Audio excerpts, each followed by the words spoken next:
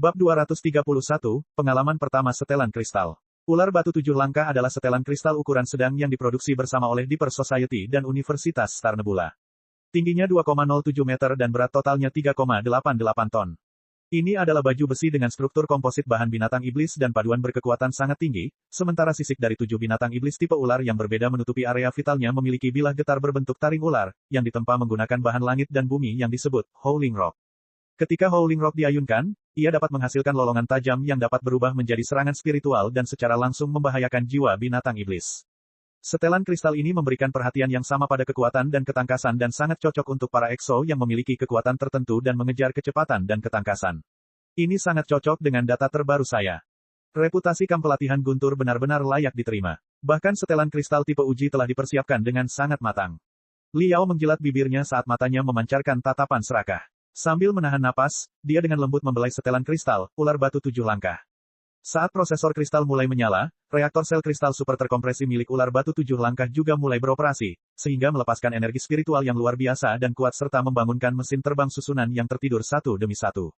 Niat membunuh yang nyata terpancar dari setiap alur senjata pamungkas ini yang berkumpul menjadi aura kemerahan yang mengerikan, seperti riak yang menyebar, memberikan tampilan yang lebih suram dan mengerikan. Berbunyi, di atas helm ular batu 7 langkah yang tertutup sepenuhnya, terukir mesin terbang yang memancar dalam bentuk ular melingkar. Uji sistem telah selesai. Liao dengan ringan mengetuk mesin terbang aktivasi pada ular batu 7 langkah, setelah itu, sedikit dengungan dari setelan yang mulai terdengar sebelum aura mengerikan yang tersisa di sekitar setelan pertempuran tersedot ke dalam. Setelan itu perlahan-lahan terbuka seperti krisan cakar kepiting yang sedang mekar, mengungkapkan ceruk berbentuk manusia. Di dalamnya terdapat susunan mesin terbang kompleks yang digariskan oleh cahaya gemerlap yang meluap serta jalinan serat kristal, itu sangat misterius dan menakjubkan. Sebuah pemikiran telepati besar tanpa henti mengalir ke bidang saraf Liao dari prosesor kristal ular batu 7 langkah. Itu adalah informasi yang berkaitan dengan 7 Step Rock Armor serta tutorial pengoperasian dasar. Sambil menarik napas dalam-dalam, Liao masuk ke dalam kotak jas dan berdiri di dekat ular batu 7 langkah.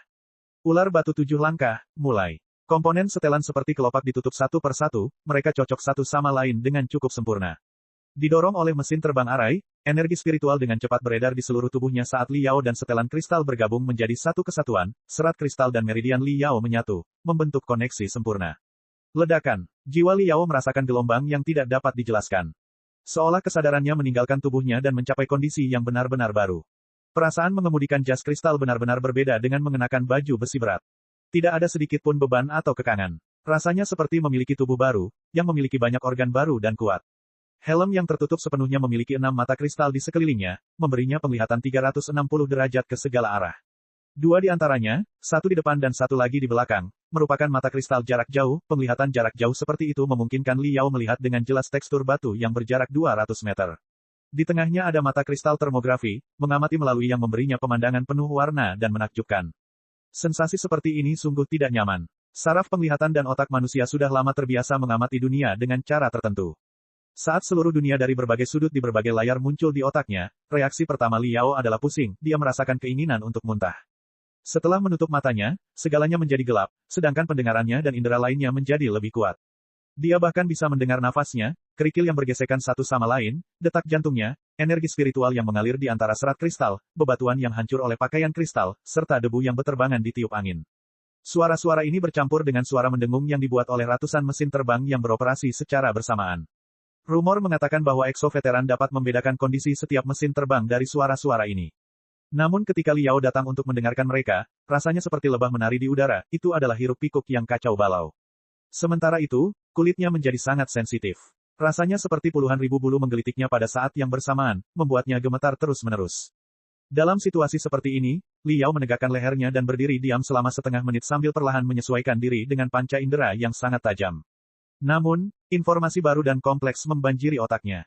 Informasi tersebut mencakup kondisi pengoperasian 655 mesin terbang penting, keluaran energi spiritual dari reaktor, detail teliti dari berbagai peralatan magis, serta kelembapan, suhu, tekanan, kecepatan angin, arah angin, jarak antara berbagai target di sekitar garis serangan terbaik berikutnya.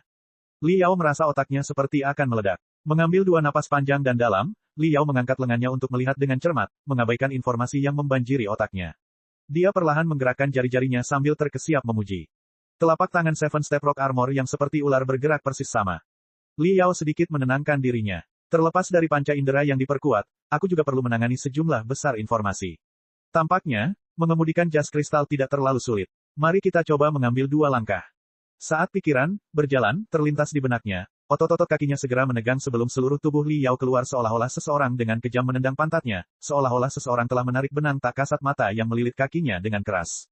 Apa-apaan? Li Yao berteriak. Begitu dia bergegas keluar, informasi lebih lanjut membanjiri pikirannya, jumlah informasi yang memenuhi otaknya 10 kali lipat dibandingkan sebelumnya. Semua informasi berkumpul menjadi satu kumpulan dan membanjiri otaknya dalam sekejap mata. Bum bum bum. Mesin terbang susunan penggerak yang terukir di anggota badan dan punggung ular batu 7 langkah menyemburkan semburan api yang menyilaukan saat reaktor meledak dengan energi spiritual yang kuat, memberikan dorongan yang kuat padanya dari berbagai sudut. Li Yao bergerak seperti sedang mabuk berat, dia terjatuh ke kiri dan ke kanan, melambaikan tangannya dan menghentakkan kakinya dengan cara yang paling menggelikan, menimbulkan semburan seruan dan ejekan. Setelah hampir bergesekan dengan 2 jas kristal di dekatnya, Li Yao entah bagaimana berbalik. Menyadari bahwa dia akan menabrak kotak jasnya, dia mengerahkan kekuatan di kakinya dengan putus asa dan melompat tinggi ke udara seolah-olah kembang api super meledak di bawah pantatnya, dan kemudian terbanting keras ke bawah dengan bantingan keras. Melempar sekitar 7 atau 8 kali, dia terjatuh ke belakang dengan kaki dan tangan terangkat ke udara. Terlalu sulit untuk dikendalikan. Ini adalah mode dasar pemula, dengan sensitivitas diturunkan hingga 30%, namun sangat sulit. Jika itu adalah mode normal, hanya dengan sekejap pikiran akan membuat jas kristal itu terbang sejauh 300 hingga 500 meter. Lalu bagaimana aku akan mengemudikan benda ini? Li Yao sangat terkejut. Dia mengingat kembali teori yang dia pelajari beberapa hari yang lalu. Hubungan antara penggarap dan pakaian kristalnya seperti hubungan antara seorang jenderal dan kuda perangnya di zaman kuno. Di era senjata dingin kuno, seorang jenderal, tidak peduli seberapa kekar dan gagahnya dia, seberapa besar kekuatan fisik dan keberaniannya, jika bertarung dengan berjalan kaki, mustahil mengalahkan 100 hingga 200 tentara musuh. Namun, jenderal yang sama ini, begitu menunggang kuda, akan memiliki kecepatan, kekuatan, dan momentum mengayunkan senjata berat seberat lebih dari 100 pon hingga ekstrim dengan mengandalkan momentum kudanya. Belum lagi 100-200 tentara, bahkan jika dia melawan 1000, dia bisa menyerang mereka 7-8 kali dan akhirnya bisa mundur dengan sedikit luka. Kuda perang yang baik bisa meningkatkan kekuatan bertarung seorang jenderal. Semakin baik kuda perangnya, semakin ganas sifat yang dimilikinya dan semakin baik keterampilan menungganginya yang dibutuhkan seorang jenderal untuk menundukkan dan menungganginya. Hal yang sama juga berlaku untuk setelan kristal. Setelan kristal yang kuat tidak berbeda dengan kuda yang angkuh dan kejam, sangat sulit untuk mengujinya. Tapi begitu Anda berhasil mengendalikannya, kekuatan tempur Anda akan meningkat secara eksponensial. Penampilan Li Yao adalah contoh upaya yang gagal dalam menjinakkan kuda buas dan kemudian dilemparkan oleh kuda buas tersebut. Itu tidak masuk akal. Sensitivitas pakaian kristal ini dikunci pada 30% sehingga seorang pemula dapat mengendalikannya. Dan tentu saja, peningkatan kekuatan tempurnya akan paling rendah, itu hanya dapat meningkatkan kekuatan tempurku menjadi sekitar 180%. Bahkan mode dasar pun sulit dikendalikan, apalagi mode level tinggi dengan sensitivitas ditingkatkan hingga 200% dan kekuatan tempur ditingkatkan 500%. Ini tidak baik. Aku tidak akan bisa mengemudikan Mystic Skeleton Battle Suit dengan performa seperti ini. Sekali lagi, aku bisa melakukannya. Li Yao tidak percaya pada kabar angin. Mengepalkan giginya, dia sekali lagi mulai mengendalikan jas kristal itu. Pertama, saya harus lembut, pelan, dan mantap, berdiri sedikit demi sedikit. Ketika Li Yao sedang sibuk belajar berdiri dan berjalan, 10 siswa pertama sudah berputar-putar melintasi lapangan. Berlari, menghindar, melompat, terbang, menyerang, berlari, menyerbu.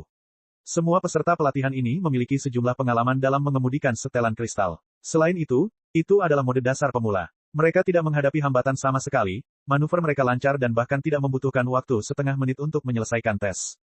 Manuver luar biasa dan penampilan luar biasa mereka mendapat pujian rahasia bahkan dari kepala instruktur Mao Feng dan beberapa instruktur yang menonton. SWISH. Hologram besar yang melayang di atas lokasi pengujian menampilkan nilai ujian keseluruhan para peserta pelatihan. Secara mengesankan, Yuan Yeshi menduduki peringkat teratas dengan skor 88 dari 100, itu adalah skor yang cukup bagus. Yuan Yeshi ini adalah mahasiswa Departemen Exos Universitas Laut Dalam. Dia tidak tertarik dengan kurikulum universitas dan secara khusus datang ke kamp pelatihan kami selama liburan musim panas. Seorang instruktur botak memberitahu Mao Feng sambil tertawa, dia memiliki dasar yang kuat dan dapat dilatih sesuai dengan standar tertinggi. Menurut pendapat saya, dia kemungkinan besar bisa menjadi yang terbaik di antara 100 peserta pelatihan. Mao Feng mengangguk tanpa sadar. Tiba-tiba, dia menyentakkan dagunya ke arah dan bertanya dengan ragu, siapa yang mengemudikan ular batu 7 langkah yang mengejutkan itu? Ini sudah diatur dalam mode pemula namun dia bahkan tidak bisa berjalan dengan aman. Meskipun datang ke kamp pelatihan kami dengan bakat seperti itu tidak menghabiskan banyak uang, itu hanya membuang-buang waktu kita. Instruktur botak itu melirik ke arah hologram dan dengan cepat menjawab, dia adalah Li Yao dari lembaga perang terpencil. Wajah Mao Feng menjadi sangat aneh ketika dia berkata, sambil mengerutkan kening, apa yang terjadi padanya. Meski si kecil ini tidak terlalu kuat, dia punya rekor bagus dan cukup cerdas juga. Pada awalnya, aku sangat menantikan penampilannya, tapi bagaimana dia bisa tampil begitu buruk? Instruktur botak itu tersenyum sambil berkata, sederhana saja. Beberapa orang pada dasarnya tidak cocok untuk mengemudikan pakaian kristal. Tidak peduli seberapa banyak mereka berlatih, semuanya sia-sia. Beberapa ahli tahap pembangunan fondasi dan bahkan pembangkit tenaga listrik tahap inti emas dapat mengendalikan peralatan magis lainnya seperti lengan yang mengarahkan jari-jarinya, tapi begitu mereka memasuki setelan kristal, mereka sepertinya telah dibelenggu dan berada di bawah mantra yang membatasi, tiba-tiba, mereka akan menjadi bodoh dan kikuk. Yang ingin saya katakan adalah, bakat mereka dalam mengenakan jas kristal tidak ditakdirkan. Meski orang seperti itu tidak banyak, masih ada 1 atau 2 dari 100. Mungkin Liao salah satunya. Dia hanya bisa menyalahkan kesialannya. Mao Feng mengatupkan bibirnya, lupakan, biarkan dia. Setelah melihatnya mengendarai jas kristal seperti itu, aku benar-benar ingin mencuci mataku. Ah, pada saat ini, instruktur botak itu tiba-tiba berseru. Dia berkata sambil tercengang, 93 poin. Seseorang di antara peserta pelatihan angkatan kedua sebenarnya telah mencetak 93 poin. Jenius. Dia benar-benar jenius. Bab 232, mendorongnya terlalu keras. Nilai yang sangat tinggi menarik perhatian setiap siswa. Mereka semua mengalihkan pandangan ke sudut lapangan pengujian, di mana jas putih berbentuk bulan sabit berdiri dengan gagah. Setelan kristal ini, diberi nama, Moon Fox, terkenal karena kecepatan tinggi dan kecepatannya. Meski ujian yang menampilkan tarian indahnya telah lama berakhir, semua orang tampaknya masih memikirkan jejaknya yang suram dan bagaikan cahaya bulan. Nama pemakainya dengan cepat menyebar ke semua orang di bidang pengujian. Long Qianyu, usia 25, tahap penyempurnaan tingkat 12, putri kedua dari Master Kota Bulan Sabit. Kota Bulan Sabit bukanlah sekte kaya, tapi mereka menghargai keterampilan bertarung lebih dari apapun. Setiap anggota dari atas hingga bawah tergila-gila pada pertarungan. Tidak terkecuali Long Qianyu. Dalam pertempuran di Gunung Elang Besi bulan lalu, dia membunuh 3 jenderal iblis sendirian dan dengan demikian mendapatkan ketenarannya. Aku tidak pernah membayangkan kalau dia juga begitu berbakat dalam pakaian kristal. Kota Bulan Sabit pasti akan bangkit. Tidak hanya siswa jurusan Battle Suite seperti Yuan Yeshi, tapi juga siswa jenius seperti Long Qianyu di kelas kita. Keduanya telah memesan 2 tempat dalam daftar pemenang. Persaingan hanya akan semakin sengit. Menggeretakkan gigi, banyak siswa yang mengeluh dengan iri. Sementara 99 siswa dan instruktur berbicara dengan kacau, Li Yao tidak mengetahui apapun yang terjadi di sekitarnya, karena dia telah sepenuhnya membenamkan dirinya dalam dunia pakaian kristal. Dia menggerakkan tubuhnya dan berjalan pada langkah pertama, seolah-olah dia adalah mesin yang berkarat. Saya berhasil. Aku bisa berjalan sekarang. Meski merasa tubuhnya telah ditampar tali berduri puluhan kali, namun tetap ada kepuasan di wajahnya. Itu tidak mudah. Setelah terjatuh sebanyak 17 kali, dia akhirnya berhasil memahami kehalusan keseimbangan untuk mengendalikan arah jet dari 28 rangkaian power rune, sehingga dia dapat mengambil langkah pertamanya. Tenang, kuncinya adalah rileks. Jangan mencoba menundukkan setelan kristal tersebut. Anggaplah susunan power rune sebagai organ baru. Bersantailah dan biarkan alam mengambil jalannya. 1 langkah, 2 langkah, 3 langkah. Dia masih goyah dan terkadang lengannya mengepak seperti sayap ayam. Namun kali ini, dia tidak terjatuh dan berhasil berjalan lebih dari 10 langkah. Li Yao menyeringai puas. Beberapa siswa di sekitar memandangnya dengan rasa jijik yang jelas.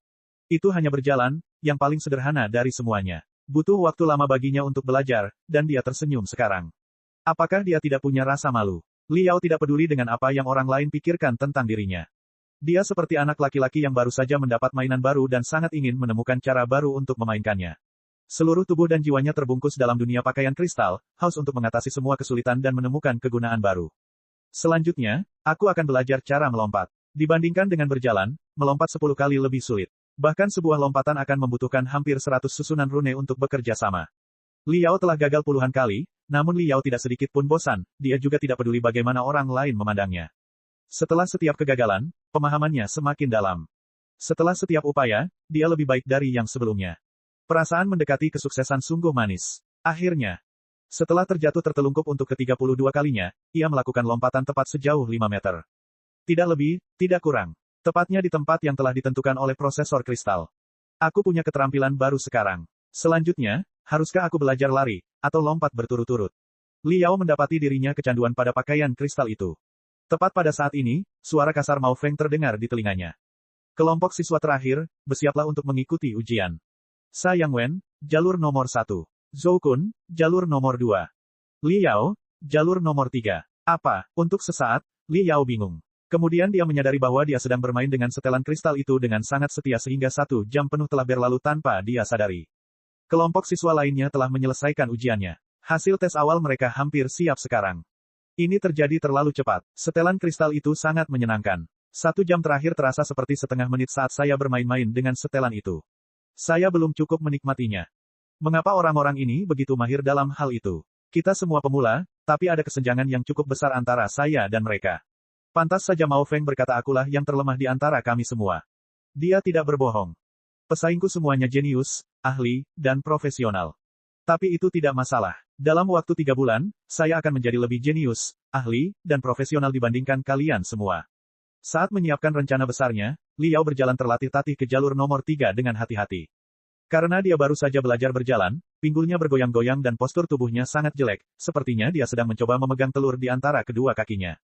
Semua orang hampir tertawa terbahak-bahak saat melihat kegelisahannya. Mereka merasa cemas setelah melihat terlalu banyak orang jenius. Banyak di antara mereka yang mengalami depresi. Sekarang setelah mereka menyadari seseorang yang jauh lebih buruk daripada diri mereka sendiri, mereka semua merasa gembira. Siapa orang ini? Berjalan seperti itu dengan tingkat sensitivitas di bawah 30%. Biarkan aku memeriksa lembar nama. Hah, bukankah dia Liao yang baru saja diperkenalkan oleh kepala instruktur?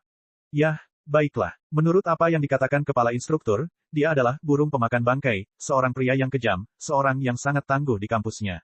Saya pikir dia akan lebih baik dari ini. Yuan Yeshi benar-benar tersesat. Setelah beberapa lama, dia bergumam pada dirinya sendiri, serius. Kamu berani bergabung dengan kamp pelatihan Guntur meskipun bakatnya buruk. Aku seharusnya tidak mencari masalah denganmu. Aku malu menjadikanmu sebagai target. Long Qianyu, peringkat nomor 1, berdiri dengan tenang di sudut. Dia juga melirik kebodohannya. Tawa samar terdengar dari balik helmnya. Di bawah tatapan ragu dan ejekan semua orang, Liao pindah ke jalur nomor 3, selangkah demi selangkah. Peserta tes lainnya sudah lama mengambil posisi dan memandangnya seolah-olah dia adalah anak berusia 3 tahun. Mao Feng meraung. Ujiannya dimulai sekarang. 19 siswa lainnya berlari ke depan seperti anak panah. Liao mengambil langkah pertama, namun harus segera membuka tangannya untuk menjaga keseimbangan karena lontaran yang kuat hampir membuatnya terjatuh. Kegaduhan itu menyebabkan tawa lagi. Melihat tindakan bodohnya, Mao Feng mengerutkan alisnya begitu keras hingga hampir menyatu. Dia mengamati instruktur lainnya dan bertanya, siapa yang tertarik dengan orang ini dan ingin mengajarinya. Para instruktur bertukar pandang, mundur selangkah dengan suara bulat, dan sepertinya mulai menikmati pemandangan indah gurun pasir. Di dalam jas kristal itu, Liao berbicara pada dirinya sendiri tanpa henti, kamu bisa melakukannya. Ayo. Baju tempur kerangka mistik sedang menunggumu di masa mendatang. Lulus ujian ini. Kamu harus lulus ujian ini. Kamu tidak boleh membiarkan prototipe jas tempur kerangka mistik jatuh ke tangan orang lain. Itu ditakdirkan untuk menjadi milikmu. Setelah menarik napas dalam-dalam, Liao mengangkat kepalanya. Api kepercayaan di matanya sepertinya membakar lubang pada jas kristal itu. Dia melakukan lompatan besar. Meskipun postur tubuhnya jelek dan gemetar sesekali, Liao bergerak maju semakin cepat, berubah dari jogging menjadi berlari, seolah-olah ada tali tak kasat mata yang menempel di pinggangnya. Sua, sua, sua, sua, 20 bola berkilau perak menyerbu ke arahnya.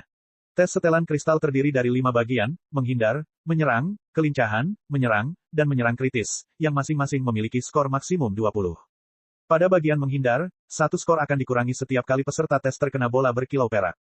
Menggeretakkan giginya, Liao mencoba yang terbaik untuk menghindari 4 bola dengan seluruh otot di tubuhnya, hanya untuk dipukul oleh 16 bola lainnya pada akhirnya. Dia hanya mendapat 4 poin di bagian ini. Selain dia, bahkan siswa terburuk pun berhasil menghindari 11 bola. Bagian kedua menyerang. Peserta tes perlu memukul 20 bola bergerak dalam waktu 5 detik. Setelah 5 detik, semua bola yang bersinar perak akan hilang.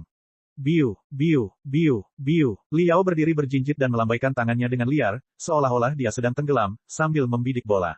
Namun pada akhirnya, dia mendapat 6 poin, kurang dari setengah poin lainnya. Bagian 3 adalah ketangkasan. Di depan peserta tes ada 20 benang merah transparan yang dililitkan. Peserta tes harus berjalan melewati celah di antara benang-benang jas kristal mereka. 1 skor akan dikurangi setiap kali menyentuh benang merah. Liao mendapat 7 poin pada bagian ini. Penampilan Liao benar-benar buruk di 3 bagian pertama. Banyak orang kehilangan minat untuk mengejek Liao dan mengalihkan perhatian mereka ke pesaing yang lebih kompetitif. Tak seorang pun bahkan menyadari bahwa poin Liao, meskipun kecil, terus meningkat setelah setiap bagian. Meski peningkatannya tampaknya tidak signifikan, hal ini menunjukkan bahwa Liao mampu menguasainya dengan cepat dalam rentang waktu puluhan detik. Liao merasa dia telah menyentuh sesuatu yang nyata. Kuda liar di bawahnya masih berlari kencang berusaha menyingkirkan penunggangnya. Tapi dia mulai terbiasa dengan emosinya, dan bisa merasakan gairah dan kebanggaan di balik kegilaannya. 2 bagian terakhir adalah serangan menyerang dan kritis. Peserta tes harus berlari sejauh 500 meter dalam waktu sesingkat mungkin dan memukul sasaran dengan kekuatan terbesar yang mereka mampu. Mari kita lakukan. Ratusan lebah liar yang menari di otak Li Yao kini digabungkan menjadi awan bintang yang menyilaukan dan kemudian meledak. Sekarang saatnya. Jongkok dalam, lompat, percepat, dan isi daya. Tampaknya ada letusan gunung berapi di balik pakaian kristalnya, meninggalkan ratusan sinar cahaya yang menakjubkan. Dalam sekejap mata, Li Yao telah melewati ratusan meter dan berlari lebih cepat dari banyak siswa yang berada di depannya. Sangat cepat, rasa jijik banyak orang kini berubah menjadi keringat dingin. Li Yao belum belajar banyak tentang meninju, jadi dia hanya menurunkan bahunya dan melemparkan dirinya langsung ke sasaran. Boom sekarang. Setelah mengaum, dia berakselerasi lagi. Asap putih berbentuk payung terbentuk di hadapannya karena kecepatan supersoniknya. Namun, kecelakaan yang dia harapkan tidak terjadi. Li Yao masih belum cukup baik dalam mengendalikan arah, jadi dia meleset dari target dan terus berlari dengan kecepatan luar biasa. 200 meter ke depan, di ujung jalan, Mao Feng sedang mempelajari hasil ujian beberapa kelompok siswa terakhir. Mereka adalah yang paling lemah dan paling tidak berpengalaman dalam pakaian kristal. Tidak ada yang menarik dari hasil tes mereka. Mao Feng melihat hasilnya dan memutuskan untuk tidak membuang waktu. Sebaliknya, dia mulai mempertimbangkan cara melatih beberapa orang jenius yang dimilikinya. Tepat pada saat ini, perasaan khawatir yang kuat mencengkeramnya. Dia merasa dia akan dibunuh, seolah-olah Raja Iblis yang berani mendatanginya. Aroma pembunuhan yang sangat kuat. Apa yang terjadi? Mao Feng mengangkat kepalanya. Pupil matanya mengecil saat dia melihat Li Yao berlari ke arahnya tanpa bisa dihentikan dengan wajah yang berubah bentuk. Dia berteriak, apa yang terjadi? Bab 233, Perencana Pelatihan yang Tercengang. 200 meter sebenarnya bukan apa-apa jika seseorang melaju dengan kecepatan supersonik. Ledakan. Banyak orang merasa matanya kabur. Kemudian mereka mendengar suara guncangan bumi, seolah-olah ada meteorit yang baru saja mendarat di lapangan. Tabrakan tersebut begitu dahsyat hingga terjadilah badai pasir kecil yang menyebar sejauh 1 kilometer. Tidak ada yang bisa melihat atau mendengar apapun kecuali gempa susulan. Butuh waktu lama sebelum mereka kembali ke diri mereka sendiri. Ketika asap akhirnya mereda, pemandangan dramatis terbentang di hadapan mereka, dan terdengar gumaman ketakutan di mulut mereka. Tidak jauh di depan, sebuah lubang dangkal muncul, dengan gas putih bermunculan. Ular batu 7 langkah roboh di dalam lubang. Bahu kanannya telah hancur total. Percikan warna-warni menari di mana-mana dengan suara pecah. Tepat di sampingnya, adalah kepala instruktur Mao Feng, yang sedang koma sekarang. Bidang pengujian terjebak dalam keheningan yang canggung. Tapi itu langsung rusak. Lusinan jeritan menggema di langit. Tidak bagus. Kepala instruktur pingsan. Seseorang telah menjatuhkan kepala instruktur. 1 jam kemudian, di gudang setelan kristal yang lengkap, 2 penyuling sedang memperbaiki ular batu 7 langkah. Pemurni di sebelah kiri, yang memiliki tahi lalat besar di dahinya, mengerutkan kening. Itu dampaknya sangat besar. Bahu kanannya hampir pecah berkeping-keping. Mengapa begitu parah? Pemurni di sebelah kanan memiliki bibir yang bengkok. Dia berkata, bergegas ratusan meter dalam kondisi supersonik sebelum mencapai kepala instruktur. Bagaimana mungkin itu tidak buruk? Kepala instruktur tersingkir bahkan sebelum dia bisa mempertahankan diri dengan kemampuan building foundation stage-nya. Gila. Dia berhenti ketika dia menyadari bahwa pasangannya tampak mengerikan. Mengetahui ada sesuatu yang salah, dia berbalik dengan kaku. Mao Feng berdiri tepat di belakang mereka dengan wajah muram. Untuk sesaat, suhu di gudang sepertinya turun 10 derajat. Halo, instruktur Mao. Kedua pemurni itu menyambutnya dengan tergesa-gesa. Bahkan orang idiot pun akan tahu bahwa kepala instruktur Kam luar sedang berada di bawah tekanan yang sangat tinggi dan sedang tidak dalam suasana hati yang terbaik. Yang terbaik adalah tidak menyinggung perasaannya, kalau gunung berapi itu tiba-tiba meletus. Tapi Mao Feng mempunyai wajah yang aneh. Di balik wajah suram itu ada kebingungan yang tidak jelas. Ada sesuatu yang tidak diketahui orang lain di kamp pelatihan. Ketika Li Yao hendak memukulnya dengan ular batu 7 langkah, dia sudah bersiap menghadapi tabrakan tersebut. Dia tidak menghindar. Sebaliknya, dia membawa dirinya ke tingkat awal building foundation stage dan memadatkan perisai energi spiritual yang kuat di depannya. Berdasarkan perhitungannya, karena Li Yao hanyalah seorang kultivator di tahap penyempurnaan tingkat 6, perisai itu akan lebih dari cukup untuk menahannya, bahkan jika pakaian kristal itu telah memberdayakannya dengan kecepatan supersonik dan mungkin menggandakan kemampuan tempurnya. Namun ternyata, dia terpesona karena malu. Itu sungguh mustahil. Jika Li Yao tidak menyembunyikan kemampuannya yang sebenarnya, satu-satunya penjelasan adalah anugerah yang ditawarkan oleh setelan kristal ini bukan hanya menggandakan kemampuan tempurnya, tetapi melipat gandakannya, atau bahkan lebih. Tanpa menunjukkan emosi, Mao Feng berkata dengan dingin, biarkan saja kerusakan di pundaknya untuk saat ini. Lihat apakah ada yang salah dengan mode berkendara. Kedua penyuling itu mengangguk. Mereka mengangkat komponen di bawah leher ular batu 7 langkah, menghubungkan kabel kristal ke prosesor setelan itu, dan segera mulai memeriksa. Tidak lama setelah mereka mulai, mereka mendeteksi sesuatu yang tidak normal. Wajah mereka menjadi semakin gelap dan alis mereka berkerut.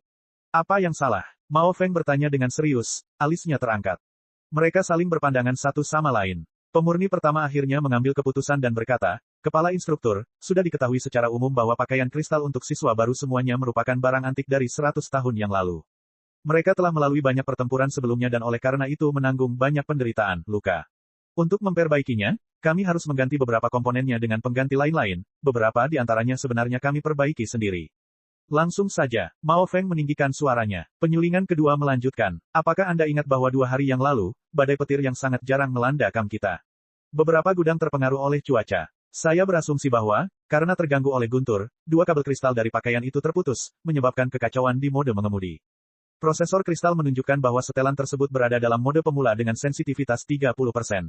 Namun, setelah kami periksa ulang, kami menemukan bahwa itu sebenarnya dalam mode X yang dirancang untuk para ahli sejati. Kesulitan dalam menggunakannya adalah 2 kali lipat dari mode normal. Dalam mode X, respons yang diberikan oleh susunan rune terhadap energi spiritual diatur pada tingkat tertinggi. Bahkan gerakan otot sekecil apapun, atau pemikiran kecil, akan memicu reaksi mendalam dalam susunan rune. Oleh karena itu, mode X dapat secara signifikan meningkatkan kemampuan tempur pemakainya, menjadikannya 500% lebih kuat atau bahkan lebih. Mao Feng menarik napas berat. Matanya tajam dan tenggorokannya menjadi kering. Mengapa masalahnya tidak ditemukan sebelumnya? Pemurni pertama menjawab dengan enggan, Kepala Instruktur, Anda juga tahu bahwa badai petir 2 hari lalu menyebabkan kerusakan besar. Banyak pakaian kristal tingkat menengah dan tinggi di kamp dalam juga terpengaruh. Kami semua dipanggil untuk membantu memperbaiki mereka, jadi kami hanya punya waktu untuk menjalankan tes reguler pada pakaian kamp luar. Pemurni kedua menambahkan, selain itu, kerusakan ini terlalu aneh. Secara umum, mode berkendara hampir tidak pernah salah, dan jika terjadi, bahkan kultivator yang paling tidak berpengalaman pun akan segera mengetahui ada yang tidak beres saat mereka mengenakan setelan itu. Jika mereka telah melaporkan masalahnya kepada kami dapat memperbaikinya dalam beberapa menit.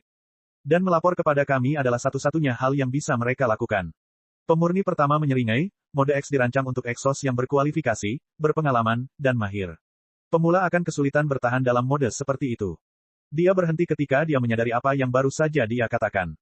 Saling memandang, kedua pemurni itu sama-sama melihat keheranan di mata satu sama lain. Keringat mulai muncul di dahi mereka. Baiklah, penjelasanmu dapat diterima. Penguatanmu ke kamp dalam telah aku setujui, dan akulah yang setuju untuk hanya melakukan tes rutin juga. Aku bertanggung jawab penuh atas kecelakaan ini. Sekarang cobalah memperbaiki jas kristal itu. Dan ingat, tidak ada orang lain yang boleh mengetahui apapun tentang kejadian ini tanpa izinku. Kedua pemurni itu mengira dia akan marah dan melampiaskan amarahnya kepada mereka, tetapi Mao Feng mengakhiri pembicaraan dan segera pergi. Setengah jam kemudian, di ruang analisis yang dipenuhi puluhan layar, Mao Feng membungkuk kepada seorang lelaki tua yang wajahnya memerah karena terlalu banyak minum dan berkata dengan sopan, Tuan Su. Dia menghormati lelaki tua itu dari lubuk hatinya, karena lelaki tua jelek itu, bernama Su Tianyu, adalah seorang kultivator tipe penelitian, yang tidak hanya merupakan seorang kultivator di puncak tahap fondasi bangunan, tetapi juga merupakan seorang yang sangat langka. Perencana pelatihan. Perencana pelatihan yang terampil mahir dalam pedagogi, psikologi, anatomi, dan ratusan mata pelajaran lainnya. Mereka dapat menyusun dan merancang rencana pelatihan terperinci untuk penggarap yang berbeda berdasarkan kondisi mereka sendiri, sehingga efisiensi pelatihan mereka dapat dimaksimalkan dan potensi mereka dapat dipenuhi dengan kecepatan yang mereka mampu.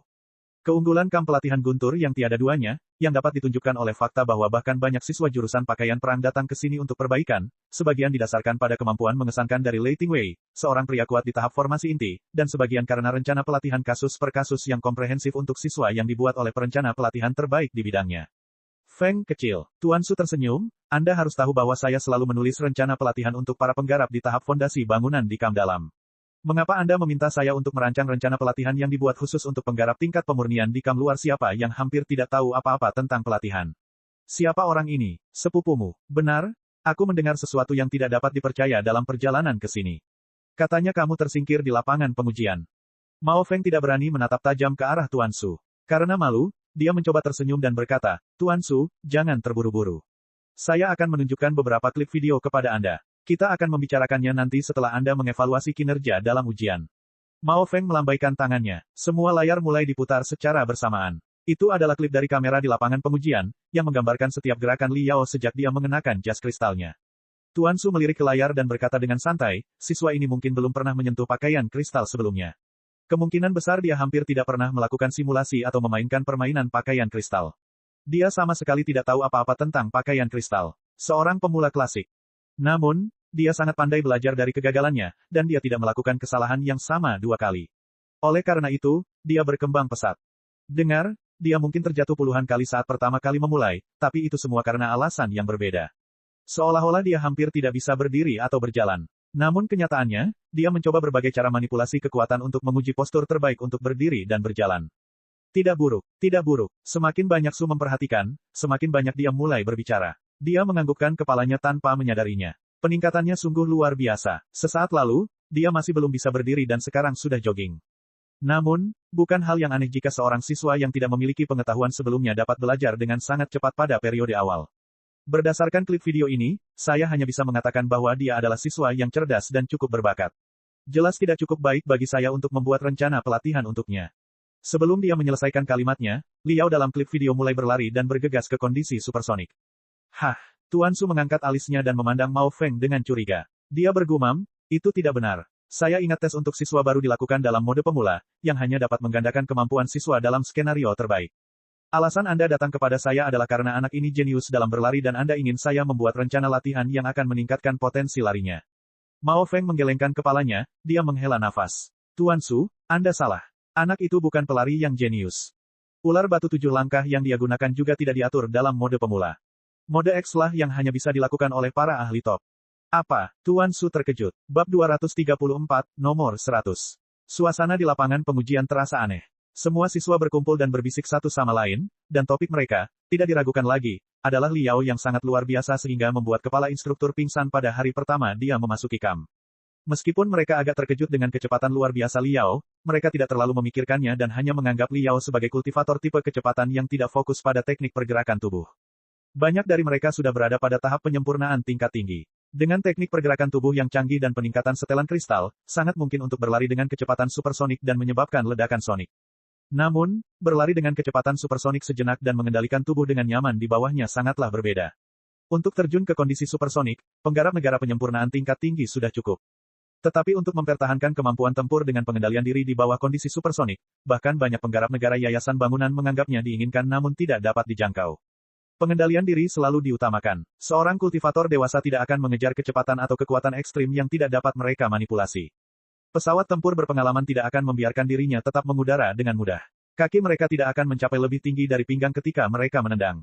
Semua ini untuk memastikan mereka memiliki kendali penuh atas tubuh mereka. Seorang idiot yang melupakan semua akal sehat meskipun dia cepat. Banyak orang telah menandai Liao sebagai orang seperti itu. Bisa dimengerti, seorang pemuda berusia 20-an dan juga seorang jagoan di kampus seperti dia pasti sudah cukup banyak mendengar pujian dan pujian hingga menjadi terlalu percaya diri terhadap dirinya sendiri.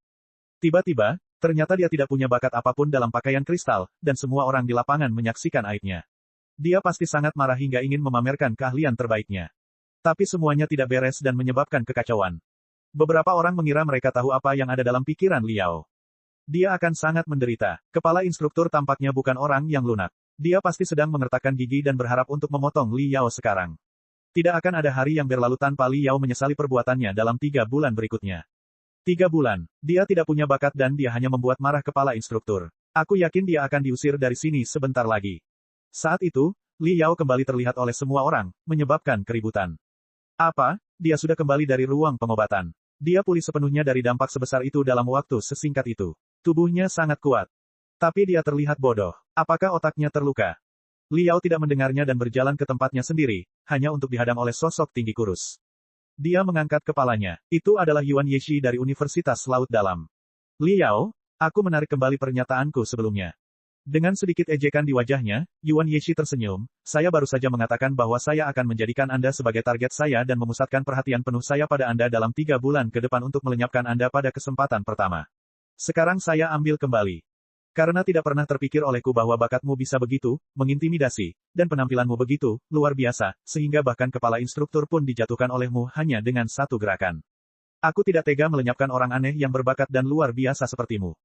Sebaliknya, saya sangat berharap Anda bisa tinggal di kamp lebih lama dan membuat lebih banyak keajaiban untuk memperluas wawasan saya. Yuan Yeshi sangat senang. Rasanya seperti ketika dia melompat ke kolam renang berisi air dingin setelah 3 jam di bawah terik matahari di musim panas. 7 tahun lebih muda dari saudara perempuannya, Yuan Yeshi dibesarkan dan diajar olehnya. Dia memuja adiknya dari lubuk hatinya dan menganggap adiknya sebagai dewi yang tak terkalahkan dan tidak bisa diganggu-gugat. Dan saudara perempuannya pantas mendapatkan penghormatannya. Dia menjadi murid Jiang Seng, Supernova, sebelum dia mencapai usia 30. Kemudian, dia diterima sebagai peneliti di Departemen Pemurnian Universitas Laut Dalam dan dikenal sebagai salah satu Novem Stellae. Yuan Yeshi sangat bangga dengan prestasi adiknya.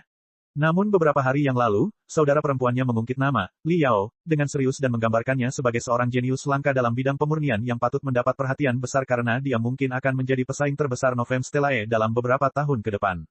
Permusuhan yang tidak jelas memenuhi hatinya. Saat ini, kejeniusan, bakat, dan musuh bebuyutan Novem Stellae di masa depan yang dibicarakan saudara perempuannya hanya bisa berdiri di sana dengan bodoh dan mendengarkan makiannya yang mencemooh. Rasanya, bagus, bagus, bagus. Saat Yuan Yeshi merasa baik-baik saja, dia tiba-tiba menyadari bahwa mata Li Yao bergerak ke atas dan ke bawah dan jelas tidak tertuju padanya. Dia meninggikan suaranya, "Hei, apakah kamu mendengarkan?" Kelopak mata Li Yao menggigil. Sesaat kemudian, matanya yang tidak fokus kembali fokus. Dia mengangguk pelan. Tentu saja, Anda mengatakan bahwa Anda akan menarik kembali pernyataan Anda sebelumnya. Tolong, saya mendengarkan. Anda, Yuan Yeshi sangat marah. Lehernya tampak lebih tebal dari biasanya dan wajahnya sangat merah sehingga darahnya seperti mengalir keluar dari lubangnya setiap saat. Tanpa berkata-kata selama beberapa saat, dia mengertakkan gigi, bagaimanapun, semoga berhasil, Li Yao. Saya menantikan penampilan Anda. Berhenti sejenak, dia akhirnya melakukan langkah terakhirnya. Dia menepuk kepalanya seolah dia baru mengingatnya. Oh, maafkan aku lupa lagi. Seharusnya aku tidak memanggilmu, Li Yao. Sekarang setelah ujian selesai dan peringkatnya keluar, aku seharusnya memanggilmu, No. 100. Petik 2. Tidak, 100 berarti kamulah yang paling ujung. Ucapan ini akhirnya menarik perhatian Li Yao. Kecemerlangan bintang yang membara di matanya membuat jantung Yuan Yeshi berdetak kencang. Kamu nomor yang mana? Li Yao bertanya dengan serius. Berenergi, Yuan Yeshi tampak lebih tinggi dan menjawab dengan sangat puas, No. 2. Apa? Kalau dilihat dari penampilanmu, kamu ingin menantangku. Buang idenya sekarang. Kamu mungkin jenius di dunia penyulingan. Tapi di dunia pakaian kristal, jarak di antara kita terlalu besar untuk kamu hadapi, aku. Hanya nomor 2. Li Yao kecewa dan tidak menangkap bagian akhir kalimatnya. Dia menggelengkan kepalanya, saya tidak ingin menantang nomor 2. Kecemerlangan bintang di matanya menghilang. Dia mengabaikan Yuan Yeshi lagi dan kembali ke pikirannya sendiri. Yang dia maksud sudah jelas. Jika dia menantang seseorang, itu hanya bisa menjadi nomor 1, kandidat terbaik di bidangnya. Dia tidak tertarik pada orang yang berada di posisi kedua. Yuan Yeshi merasa paru-parunya akan meledak karena marah. Dia tidak mengerti dari mana kepercayaan Thailand ini berasal. Dia akan mengeluarkannya ketika dia menyadari bahwa semakin banyak orang yang mendekat dan menonton Li Yao dan dirinya sendiri seolah itu adalah sebuah pertunjukan. Yuan Yeshi mengerutkan kening dan menatap Li Yao, sebelum dia pergi dengan sedih. Li Yao masih merenung, bukan karena dia ingin mengganggu siapapun, atau karena dia mengalami cedera otak seperti yang diperkirakan banyak orang. Itu karena dia masih dalam euforia ledakan ke kondisi supersonik dalam setelan kristal tadi. Setiap pori-pori di tubuh merangkul dunia luar, darah panas berubah menjadi uap melaluinya, jiwa meleleh bersama dengan pakaian kristal, sepertinya satu pukulan akan menghancurkan seluruh dunia. Perasaan itu hanya menakjubkan. Pakaian kristal itu sungguh luar biasa. Ini pertama kalinya aku mengenakan setelan kristal, dan aku mencapai kecepatan supersonik dan menjatuhkan seorang ahli panggung fondasi bangunan. Apa yang bisa kulakukan setelah aku memahami sepenuhnya misteri setelan kristal itu? Li Yao benar-benar terpikat oleh pemikiran itu. Dia mengulangi momen kenikmatan di otaknya berkali-kali. Tidak ada waktu untuk berurusan dengan orang seperti Yuan Yeshi. Nomor 100, ujung ekornya. Tidak masalah. Yang lebih penting bukanlah siapa yang tercepat keluar dari garis start, melainkan siapa yang terlebih dahulu melewati garis finish. Pada saat itu, Mao Feng kembali ke lapangan pengujian dengan marah, bersama sekitar 20 instruktur. Semua siswa bergegas berdiri tegak seperti tombak dan tidak berani melihat sekeliling. Penglihatan Mao Feng sepertinya dipenuhi aliran listrik. Ini menyapu semua orang dan akhirnya berhenti di Li Yao. Dan intensitas listrik meningkat secara eksponensial. Setiap orang harus mengingat peringkat Anda. Kamp pelatihan telah mengatur instruktur yang berbeda untuk Anda sesuai dengan spesialisasi dan level Anda. Jangan terburu-buru jika peringkatmu relatif rendah. Pertandingan eliminasi akan diadakan 1 bulan dari hari ini di mana kamu akan diberikan kesempatan untuk menantang siswa yang berada di atas kamu dan mengambil peringkat mereka. No. 1, nomor 4, dan No. 5, Anda semua mengetahui dasar-dasarnya dan lebih menyukai kelincahan dan jarak dekat. Oleh karena itu, kamp pelatihan menugaskan Liu Bingqin kepada Anda. Instruktur Liu. Seorang instruktur wanita kurus dan kering keluar dari punggung Mao Feng. Dia berseru, No. 1, nomor 4 dan nomor 5, ikut aku. Kemunculannya menyebabkan kekacauan kecil di lapangan. Banyak orang menghela nafas cemburu dan dendam. Instruktur kamp pelatihan guntur semuanya adalah orang-orang kuat yang terkenal di dunia Exos. Instruktur wanita Liu Bingqin, meskipun hanya berada di tingkat menengah building foundation stage, mahir menggunakan pakaian kristal. Dia pernah melawan Raja Iblis selama 300 ronde tanpa ada tanda-tanda kegagalan, sehingga mendapatkan reputasinya. Dia juga instruktur terbaik di kamp luar. Dalam keheranan semua orang, ketiga siswa itu berjalan ke punggung Liu Bingqin dengan penuh semangat dan berdiri tegak. No, 2, no, 3, no, 6. Anda akan pergi dengan instruktur Murong Yuan. Nomor 9, nomor 11, nomor 15 dan nomor 17. Nomor 78, nomor 84, nomor 86, nomor 89, nomor 92. Sesaat kemudian, seluruh 99 siswa disortir dan berdiri di belakang instruktur masing-masing. Liao adalah satu-satunya yang tersisa di lapangan. Semua orang memandangnya dengan ekspresi aneh. Mao Feng melambaikan tangannya dan berteriak, baiklah. Kalian semua tahu instrukturmu sekarang. Pergilah bersama mereka dan mulai pelatihanmu. Bab 235, Pelatihan di Makam Pakaian Kristal. Dipimpin oleh instruktur mereka, 99 siswa menghilang ke padang pasir. Liao dan Mao Feng adalah satu-satunya yang tersisa di lapangan pengujian yang kosong sekarang. Meskipun Liao mungkin berani, dia merasa tidak nyaman di bawah tatapan membunuh dari kepala instruktur. Tidak, 100. Mao Feng berteriak, tidak perlu bertanya-tanya mengapa kamu tidak memiliki instruktur. Itu karena kinerjamu sangat buruk sehingga telah menciptakan batas bawah baru dari kamp pelatihan guntur.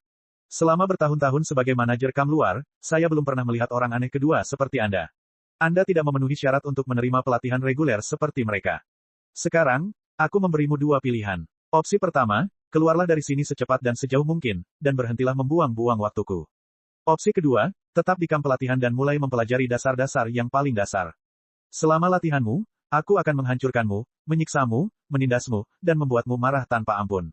Ketika aku mengetahui bahwa kamu melakukan kesalahan, sekecil apapun, aku akan memberitahumu apa yang dimaksud dengan mati, lebih baik daripada hidup, artinya dan melenyapkanmu dengan kejam.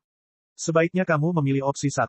Jika kamu menunggu di sini lebih lama, seseorang akan menjemputmu dan mengirimmu pulang, 95% biaya sekolahmu akan dikembalikan. Tetapi jika kamu benar-benar gila dan memutuskan untuk melihat apakah aku bercanda, ikuti saja aku.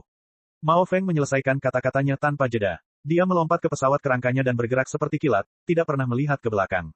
Li Yao bingung. Dia mengutuk dalam benaknya, orang ini keterlaluan. Memang benar kinerja saya kurang memuaskan. Tapi itu karena aku belum pernah menyentuh pakaian kristal apapun sebelumnya. Alasan kenapa aku di sini sebenarnya karena aku tidak tahu apa-apa tentang pakaian kristal. Jika saya sudah mahir, saya akan melamar menjadi instruktur. Semakin kamu meremehkanku, semakin aku akan membuktikan bahwa kamu sepenuhnya salah. Ingin melenyapkanku. Ini tidak semudah itu. Liao mengertakkan gigi dan mengikuti pesawat ulang-alik kerangka itu dengan kecepatan tercepat yang dia bisa. Setelah lebih dari setengah jam berjalan, mereka sudah menempuh jarak hampir 100 km. Akhirnya mereka berdua berhenti di sebuah area terjal yang dipenuhi banyak bebatuan berbentuk aneh. Di bawah bebatuan gundul berdiri sebuah gerbang baja raksasa berkarat yang tampak seperti pintu masuk ke gudang semi bawah tanah yang menggantikan gua aslinya. Mao Feng melambaikan tangannya. Susunan rune di gerbang menyala redup. Setelah terdengar suara retakan yang lama, terdengar suara gerindra roda gigi dan engsel yang terentang di kedua sisi gerbang. Gerbang terbuka. Bau apek yang menyengat, mirip bau kubur, menerpa wajah mereka. Mao Feng melihat ke belakang dengan ekspresi jijik dan langsung masuk ke dalam gudang. Liao berusaha menahan pikiran untuk menendang pantat Mao Feng dan mengikutinya.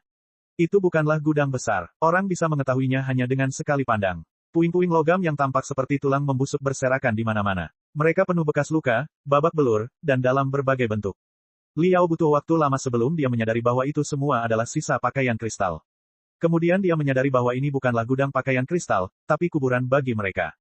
Mao Feng meliriknya dan berkata, 146 jas kristal berada di tempat ini. Semuanya rusak parah sehingga tidak bisa diperbaiki lagi. Kami hanya bisa mengambil batu kristal, material surgawi, dan harta karun duniawi dari mereka dan menyatakannya sebagai kerugian total. Dengar, sebagian besar dari mereka telah terkorosi oleh racun binatang iblis sebelum dibiarkan di udara terbuka selama beberapa dekade.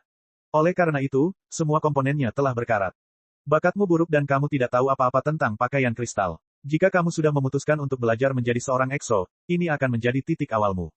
Slip giok ini berisi semua desain struktural dan manual perawatan pakaian kristal di sini. Yang akan Anda lakukan adalah membongkarnya, membersihkan komponennya, dan merakitnya bersama-sama. Saat kamu menyelesaikan perawatan untuk 146 jas kristal yang tergeletak di sini tanpa karat lagi adalah saat di mana aku akan mempertimbangkan untuk menugaskan seorang instruktur agar kamu menerima pelatihan rutin seperti yang dilakukan orang lain. Li Yao tercengang. Ini dasar-dasarnya. Mao Feng menjawab dengan dingin, tentu saja. Sebagai seorang EXO, Anda harus memiliki pengetahuan tentang cara melakukan perawatan mendasar pada pakaian kristal. Pelatihan seperti itu paling baik bagi Anda untuk mempelajari struktur dalam dari pakaian kristal. Sangat cocok untuk seorang pemula yang bodoh seperti dirimu sendiri. Namun, Memang agak sulit untuk melakukan pelatihan pada 146 setelan kristal yang hilang total secara bersamaan. Kamu bisa mengatakan tidak dan keluar dari sini sekarang. Li Yao berkedip. Ada cahaya tajam di matanya. Mao Feng menyeringai mengerikan. Tebakanmu benar. Aku sengaja mempersulitmu. Ini adalah permainan sederhana yang baru saja aku buat. Ini tidak akan menjadi lebih mudah saat kamu berjalan lebih jauh di jalan ini. Tidak mungkin kamu bisa menyelesaikannya. Li Yao menatap matanya dan bertanya dengan hati-hati, apakah aku bisa mempelajari beberapa keterampilan setelan kristal asli setelah aku merobohkan semua 146 setelan kristal, menghilangkan karatnya, melumasinya, dan memastikannya bisa berfungsi kembali. Mao Feng memberi persetujuan dengan mendengus. Baiklah, aku akan mulai sekarang. Mao Feng menatapnya dengan dingin. Dia berkata, Anda akan tinggal di sini selama beberapa waktu. Alat dan bahan pemeliharaan akan dikirim ke sini sebentar lagi, bersama dengan makanan dan air untuk bulan depan. Hubungi saya lagi jika pakaian kristal ini masih segar seperti saat pertama kali diproduksi. Tentu saja, kamu juga bisa menghubungiku ketika kamu merasa tidak tahan lagi dan ingin menyerah. Tidak akan, jawab Li Yao sambil tersenyum tipis. Bagus sekali, mari kita lihat berapa lama kamu bisa bertahan. Sambil mengatakannya, Mao Feng mengeluarkan dua peralatan sihir yang tampak seperti cangkang bersinar dari sakunya dan menyerahkannya. Lagi pula, kamu harus menempelkan ini di pelipismu. Li Yao menerima peralatan ajaib itu. Dia menimbangnya di tangannya dan menyematkannya di pelipisnya. Peralatan sihir itu tiba-tiba tampak menjadi magnetis. Mereka tertarik satu sama lain dan tidak mau melepaskannya tidak peduli seberapa keras Li Yao berusaha melepaskan mereka. Untuk sesaat, langit dan tanah berputar-putar di hadapan Li Yao, yang benar-benar kehilangan keseimbangan dan jatuh ke tanah. Dia merasa ingin muntah. Peralatan magis disebut Balance Breaker. Peralatan itu sangat berguna dalam pelatihan pengendalian keseimbangan. Mao Feng tersenyum, kami para kultivator seringkali perlu terbang dengan pedang, atau bertarung di langit. Saat Anda mengenakan pakaian kristal, kecepatan Anda akan sangat ditingkatkan, yang membuat kontrol keseimbangan menjadi lebih penting. Seperti saat kamu berada di lapangan pengujian, kamu hampir tidak bisa berjalan setelah kamu mengenakan pakaian kristal untuk pertama kalinya. Meskipun kamu bergerak cukup cepat untuk menciptakan ledakan sonik, kamu tidak dapat mengontrol arahmu. Itu semua karena alasan yang sama, Anda tidak bisa menjaga keseimbangan. Keseimbangan manusia bergantung pada alat vestibularnya. Balance Breaker mempunyai kekuatan magnet aneh yang bisa mengganggu fungsi alat vestibularmu, yang akan membuatmu terus-menerus berada dalam keadaan tidak seimbang. Dan Anda akan menemukan keseimbangan halus dalam ketidakseimbangan yang luar biasa. Selama proses ini, alat vestibular Anda akan lebih kuat dan Anda akan memiliki kontrol keseimbangan yang lebih baik, sehingga mereka akan membantu mempersiapkan Anda menghadapi pertempuran berkecepatan tinggi yang akan datang, saat Anda mengenakan setelan kristal. Berhentilah mengutak-atik mereka. Tombolnya ada di tanganku. Kamu tidak akan pernah bisa menggalinya. Saat kamu memelihara jas kristal yang rusak, kamu akan selalu berada dalam ketidakstabilan dan kamu akan kesulitan untuk berdiri. Bagaimana? Mau menyerah dulu? Li Yao memejamkan mata, terengah-engah. Dia berbaring di tanah, dengan seluruh anggota tubuhnya terentang. Tetap saja, dia merasa seperti buah kastanya yang digoreng dalam wajan. Hanya berputar, berputar, dan berputar. Instruktur, saya punya pertanyaan untuk Anda. Setelah sekian lama beradaptasi, akhirnya ia bisa berbicara kembali. Tidak ada sedikit pun darah di wajahnya. Kulitnya sangat pucat, tapi matanya lebih dalam dan lebih gelap dari sebelumnya. Ya, apakah saya akan tersingkir jika saya menggunakan kata-kata kotor kepada seorang instruktur? Bagus, itu anakku. Namun, aku harap kamu berani seperti hari ini dalam waktu 10 hari, daripada memohon padaku untuk melenyapkanmu. Mao Feng mendengus dan keluar sambil membanting gerbang gudang. Ekspresi marahnya menghilang dalam waktu singkat. Dia buru-buru menyalakan prosesor kristalnya dan menghubungi Su Tianyu, perencana pelatihan yang berpengalaman. Tuan Su, anak laki-laki itu telah menerima tantangannya. Menurut kesepakatan kita, selama dia bisa bertahan 5 hari 5 malam di gudang pakaian kristal bekas, kamu akan merancang serangkaian rencana pelatihan untuknya. Mari kita mulai hitung mundurnya sekarang, oke? Tuan Su mengangguk. Dia menjawab, tentu saja. Saya sudah mulai membaca profilnya untuk menulis rencana pelatihan terbaik untuknya. Tetapi apakah dia mempunyai kesempatan untuk menggunakannya atau tidak, itu tergantung pada dirinya sendiri. Bukan berarti aku sok, hanya saja rencana pelatihanku cukup keras bahkan untuk seorang penggarap tahap fondasi bangunan. Seorang penggarap tahap penyempurnaan tidak akan pernah bisa berhasil tanpa tekad yang kuat dan jiwa yang sangat solid. Jadi, 5 hari 5 malam. Tidak kurang 1 detik pun. Mao Feng menyeringai. Ada sesuatu yang istimewa pada anak itu. Aku sangat yakin padanya. Tapi untuk lebih jelasnya, kesepakatan kita dimaksudkan untuk menguji kemauan dan kegigihannya, dan tidak apa-apa selama dia berhasil mencapai akhir hari kelima, bahkan jika dia gagal memperbarui 1 jas kristal pun, kan? Tuan Su tersenyum. Pakaian kristal itu hanyalah sisa-sisa belaka. Itu hanyalah tumpukan sampah yang memerlukan banyak waktu untuk memperbaikinya. Terlebih lagi, dia memiliki balance breaker yang pada dasarnya telah melumpuhkannya. Secara keseluruhan, saya tidak memiliki persyaratan mengenai jumlah jas kristal yang dia temukan. Misalkan dia berhasil memulihkan 8 atau 10 di antaranya secara ajaib, maka dia akan mendapatkan rasa hormat saya yang sebenarnya. Saya rasa jumlahnya akan lebih dari itu. Mao Feng berseri-seri. Sesuatu memberitahuku bahwa anak ini akan membuat keajaiban. Mungkin saja dia akan memperbarui. Dia mengangkat 2 jari, lalu menambahkan 1 jari setelah berpikir sejenak. Mao Feng berkata dengan sangat serius, 30 di antaranya. Bab 236-7 Cara Menyembunyikan Tepian. Dalam cahaya redup kuburan jas kristal, Liao ditinggalkan sendirian dengan 146 jas kristal rusak. Liao merasa bahwa seluruh dunianya telah menjadi perahu kecil yang mengapung di tengah gelombang pasang bintang dan lautan. Dan dia hanyalah seekor semut di perahu yang benar-benar terpana oleh dominasi yang luar biasa. Dia berdiri dengan gemetar, dan mencoba menjaga keseimbangan dengan merentangkan kedua tangannya. Tapi dia tiba-tiba menemukan bahwa seluruh dunia miring ke kiri dan dia jatuh ke kiri di luar kendalinya ke dalam reruntuhan setelan kristal. Sama seperti pasir hisap, 146 setelan kristal terbang ke arahnya dan menelannya. Li Yao berteriak. Kemudian dia menyadari bahwa semua pakaian kristal itu ada di tempatnya semula. Mereka tidak terbang ke arahnya. Sebaliknya, dialah yang terhuyung ke arah mereka seperti lalat tanpa kepala.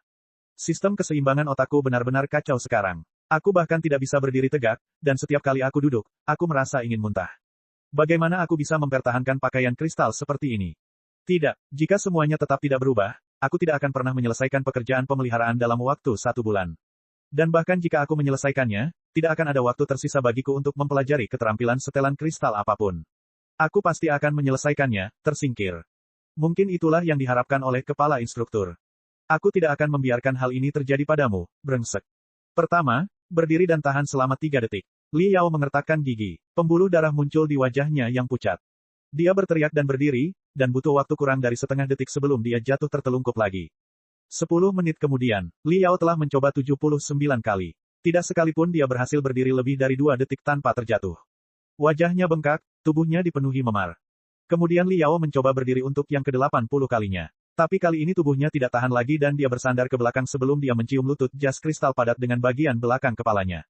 Bang! Gedebuk itu bergema di kuburan kecil untuk waktu yang lama. Bagian belakang kepalanya basah. Darah hampir habis. Tapi Li Yao membuka matanya dengan heran dan takjub. Apa yang sedang terjadi? Pusingnya hilang saat kepalaku membentur jas kristal. Dia berbaring di sana sebentar untuk memastikan dia tidak berhalusinasi. Tidak, dia tidak. Rasa keseimbangan telah kembali ke tubuhnya. Dia sudah bisa duduk dan menarik napas dalam-dalam. Tapi sebelum dia cukup menikmatinya, perasaan berputar-putar itu merangkak kembali dan melahapnya seperti binatang raksasa. Dia dikurung dalam kegelapan lagi. Li Yao berbaring lagi. Dia menatap langit-langit dan mulai merenung. Sesaat kemudian, dia meraba-raba lantai dan menemukan komponen jas kristal. Dia menimbangnya. Itu tidak terlalu ringan atau terlalu berat dan sesuai dengan tujuannya. Dia mencengkeram komponen itu dan memukul kepalanya dengan sangat keras. Bang! Sepertinya ada bel raksasa yang berbunyi di otaknya. Li Yao berkedip dengan wajah bengkok karena kesakitan. Namun seiring dengan rasa sakit yang tajam, timbul pula rasa pusing yang ringan. Dia bisa duduk dan menikmati kebebasannya selama beberapa detik lagi. Terlebih lagi, ada kegembiraan di matanya. Dia akhirnya mengerti apa yang terjadi. Meski perahu kecil terapung di tengah gelombang pasang, seorang pelaut berpengalaman akan tetap berjalan dengan mudah di dek yang terbentur. Trik mereka adalah mengantisipasi arah dan derajat setiap benturan saat hal itu terjadi. Kemudian mereka akan memberikan gaya dengan derajat yang sama, tetapi dalam arah yang berlawanan, untuk mengimbangi dampak pasang surut. Biasanya, jika ada yang dipukul di kepala, akan terjadi gegar otak dan pusing. Kadang-kadang mereka bahkan melihat bintang menari di depan mata mereka.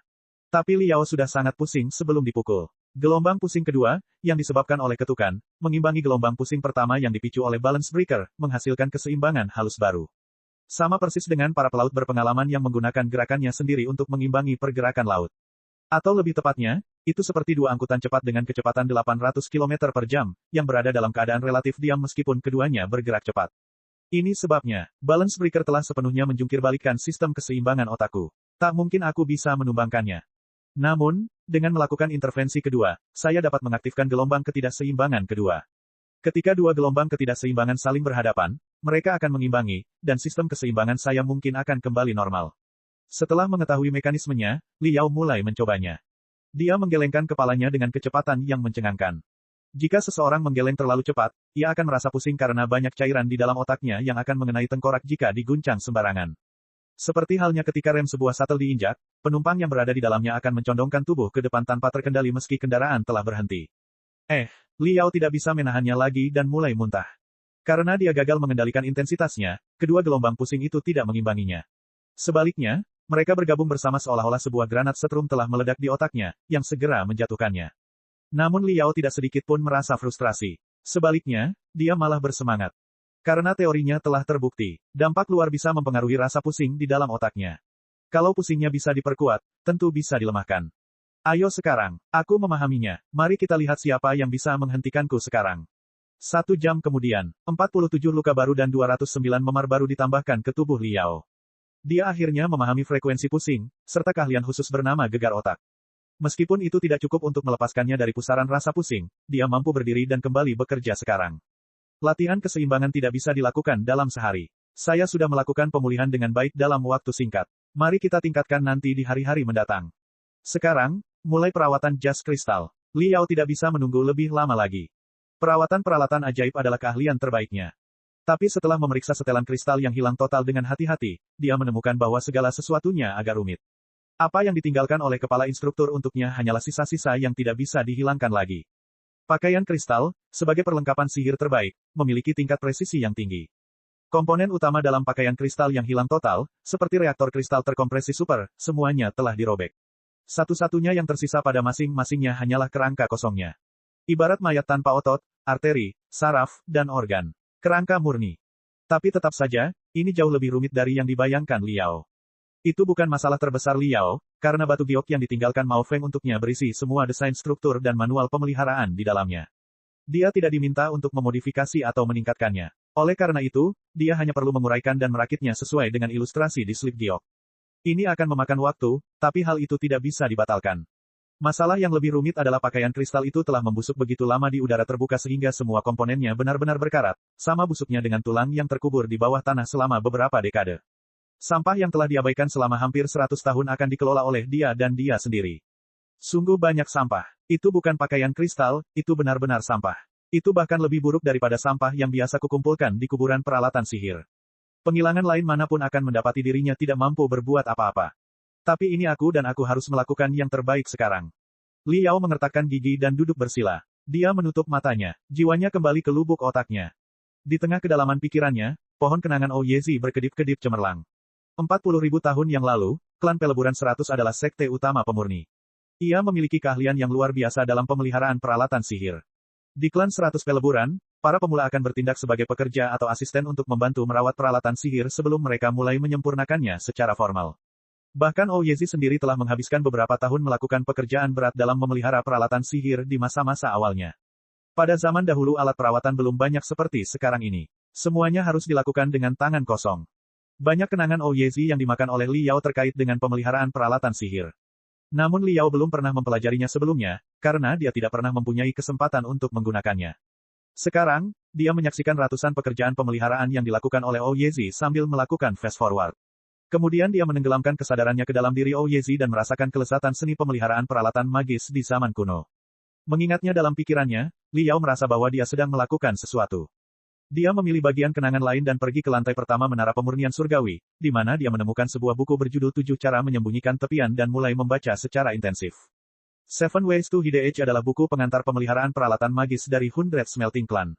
Isinya instruksi tentang cara menghilangkan karat, cara melumasi, cara menerangi susunan rune yang tidak jelas, ribuan cara untuk mencampur oli perawatan, tidak ada yang dapat dibayangkan oleh siapapun mengenai perawatan peralatan sihir yang tidak ada di dalamnya.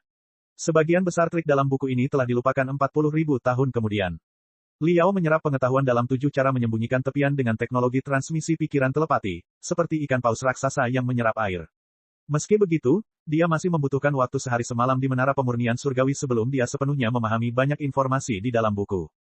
Kemudian dia memilih kembali potongan ingatan Ouyezi tentang pemeliharaan peralatan sihir dan mempraktikkan keterampilan yang baru dia pelajari beberapa ratus kali. Pada akhirnya, trik dan keterampilan ajaib itu sepenuhnya tertanam dalam jiwanya. Ketika Liao kembali merasa puas, waktu kenyataannya telah berlalu 24 jam. Dia bisa melihat sesuatu yang tidak biasa pada logam bekas yang berkarat itu sekarang. Pada tingkat yang tidak dapat dijangkau atau dirasakan oleh orang biasa, dia sepertinya mendengar para prajurit baja mengaum dengan luar biasa meskipun ada karat di tubuh mereka. Meskipun kamu sudah mati, aku akan memberimu martabat yang pantas kamu dapatkan. Kamu seharusnya duduk dengan anggun di museum perang dan berbicara kepada dunia tentang sejarahmu yang luar biasa sebagai pahlawan, daripada membusuk diam-diam di lubang kumuh ini. Liao memasukkan slip giok ke dalam prosesor kristal. Dia mulai melakukan pemanasan sambil membaca manual perawatan. Suara retakan terdengar dari persendian jarinya yang seolah-olah menjadi 10 naga lapar yang menginginkan makanan. Mengambil peralatan yang dia butuhkan, Liao berjalan menuju setelan kristal pertama dengan sungguh-sungguh. Bab 237, Ekstasi. Bloody Blade Battle Suite, yang dikembangkan 124 tahun lalu, adalah setelan kristal pemula untuk penggarap tahap penyempurnaan yang terkenal karena bobotnya yang luar biasa dan strukturnya yang kokoh. Namun, perjalanan waktu telah menghiasi setelan kristal kokoh ini dengan cangkang karat yang tebal. Pada pandangan pertama, tempat itu tampak tertutup lumut merah. Teknik penghilangan karat biasa tidak mampu menghapus cangkang setebal itu dalam waktu sesingkat itu. Liao membengkokkan jari-jarinya dan meletakkannya di dada baju perang berdarah. Jari-jarinya menari seperti angin sepoi-sepoi, seolah sedang memainkan piano yang lembut. Dengan tarian jari-jarinya, raut wajahnya berubah dari keras kepala menjadi senang. Setiap sentuhan merasakan struktur bagian dalam setelan kristal dan mengirimkannya ke otaknya. Bersama dengan desain struktural dan manual pemeliharaan yang baru saja dia pelajari, dia tahu segalanya tentang pakaian kristal itu sekarang. Kemudian, kecepatan dan kekuatan tarian jari meningkat 100 kali lipat, mengubah permainan piano menjadi pukulan yang kejam. Semburan suara retakan datang dari kulit jas itu, seolah-olah ribuan mutiara sedang menghujaninya. Battle Suite pedang berdarah itu berderak. Liao memadatkan seluruh energi spiritualnya ke dalam jari-jarinya, tempat petir energi spiritual yang kuat terpicu dan berkedip. Energi spiritual mulai beriak di permukaan pakaian itu. Lalu sesuatu yang menakjubkan terjadi. Saat ombak membentang ke depan dengan gerakan jari-jarinya dan eksitasi energi spiritualnya, karat yang tebal dan padat itu terkelupas dan terbang berkeping-keping. Dalam waktu kurang dari 5 menit, cangkang karat di lapisan terluar telah hilang seluruhnya. Meski setelan tersebut masih terlihat loyo dan masih banyak karat yang tertinggal pada sambungan dan celahnya, namun setelan tersebut siap dibongkar untuk perawatan lebih lanjut. Liao tersenyum dan menggerakkan tangannya secepat angin. Dia merobek 107 komponen yang membentuk kepala jas itu dan menjatuhkannya ke dalam ember logam raksasa. Saat bermeditasi, petugas kamp pelatihan telah membawa banyak alat dan bahan perawatan, termasuk berbagai jenis pelumas perawatan yang digunakan dalam dunia budidaya modern. Pelumas tersebut diekstraksi langsung dari binatang iblis atau sintetis. Masing-masing memiliki kegunaan khusus. Namun Liao merasa mereka tidak cukup baik. Setelah menganalisis karakteristik pelumas perawatan, ia mencampurkan lusinan pelumas berbeda sesuai dengan formula kuno dalam 7 cara menyembunyikan tepi. Dia memilih 7 pelumas dan menuangkannya ke dalam ember dengan perbandingan yang sempurna.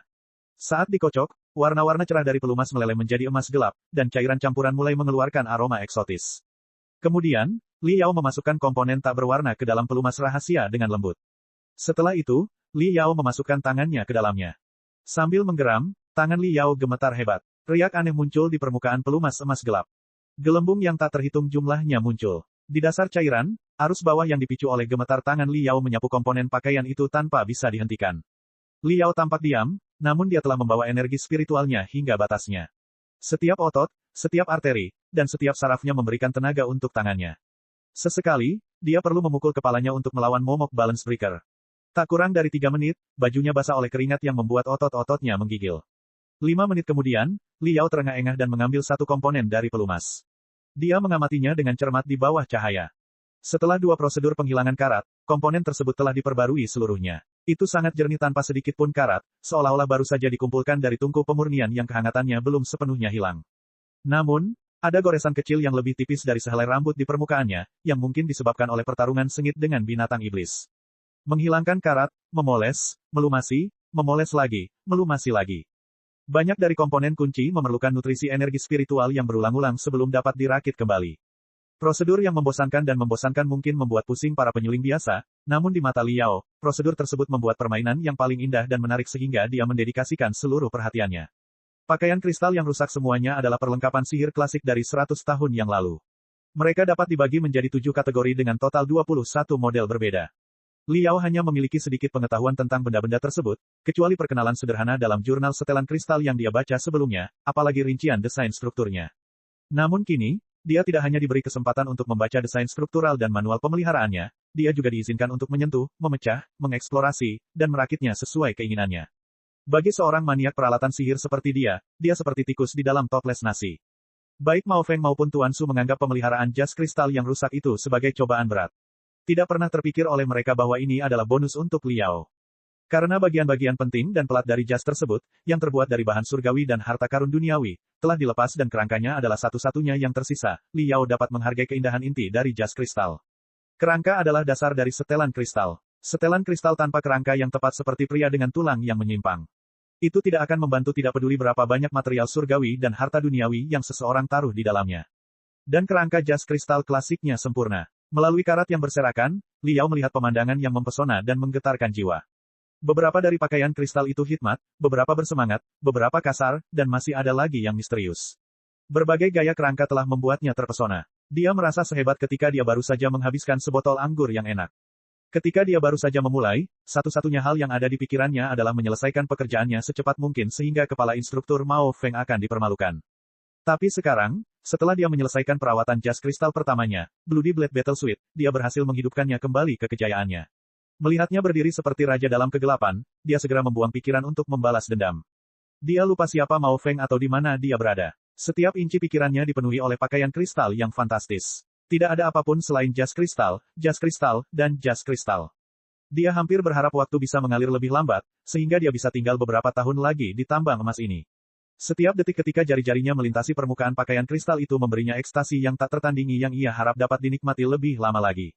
Anehnya, semakin dia ingin membekukan waktu, semakin cepat waktu sebenarnya berlalu.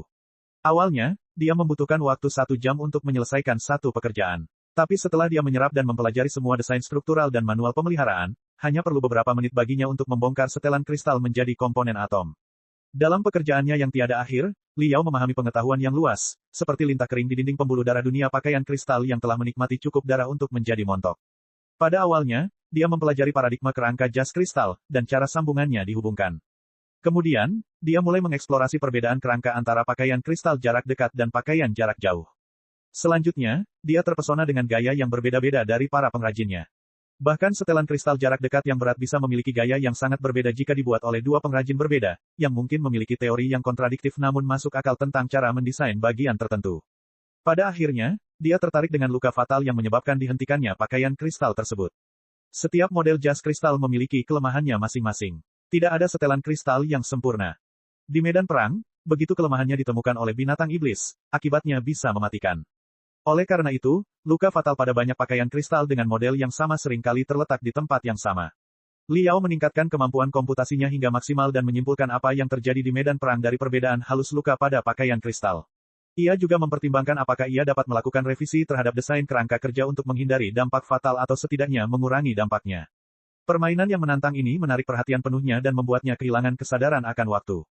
Baru setelah dia menyelesaikan pemeliharaan setelan kristal terakhir, sayangnya dia menyadari bahwa itu sudah 4 hari, 23 jam, 37 menit, dan 55 detik kemudian.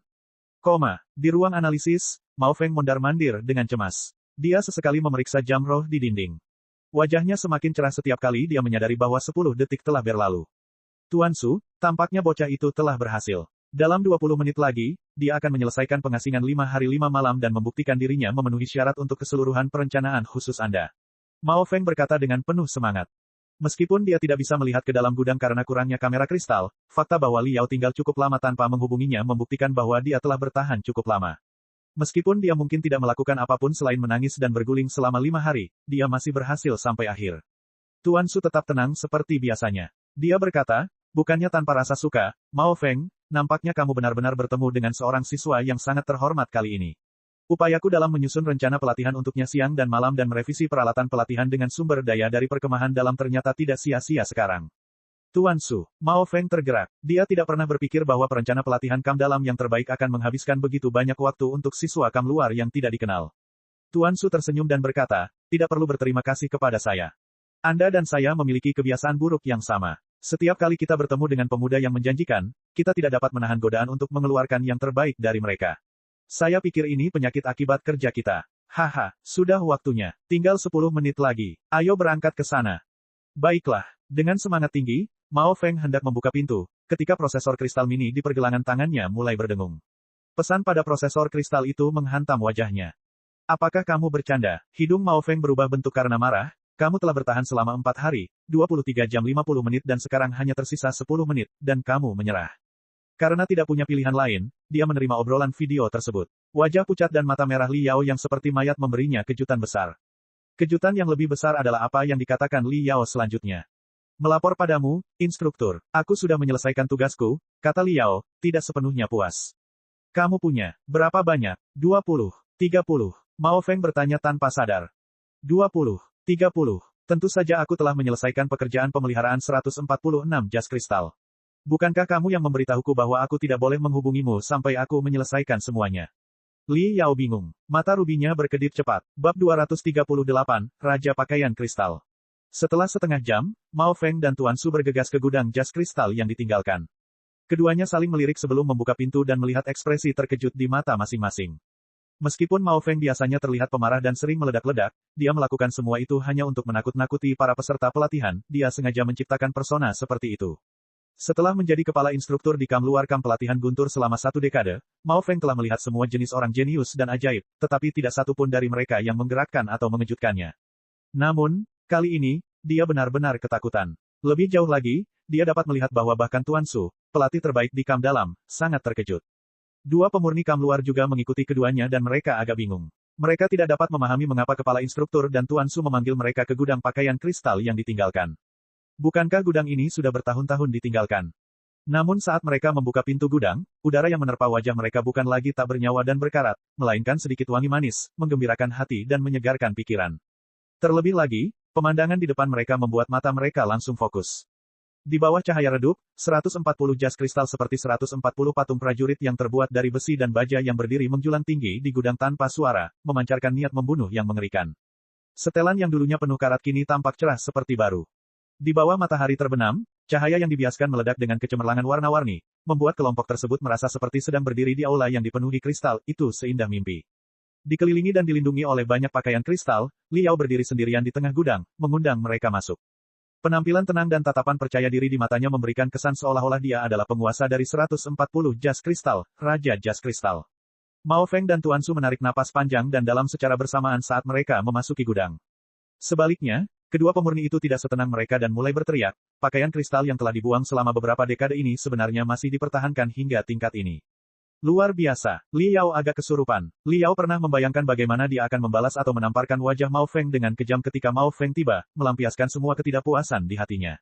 Namun, sekarang setelah kepala instruktur benar-benar tiba di hadapan Li Yao, melihat ekspresi ketidakpercayaan di wajah kepala instruktur dan mendengarkan pujian dari orang-orang di sebelah kepala instruktur, Li Yao merasa seolah-olah semua itu tidak penting. Baik keheranan Mao Feng maupun seruan dan pujian orang lain tidak penting, itu bukanlah hal yang dia kejar. Setelan kristal itu sendiri sangat berharga baginya untuk membakar semangatnya hingga ekstrim, layak untuk dia kejar, layak untuk dia perjuangkan, layak untuk dia mabuk-mabukan. Dia bisa mendapatkan semua kesenangan dari dunia pakaian kristal. Apakah masih perlu memedulikan pendapat orang lain tentang dirinya dan cara mereka menilainya?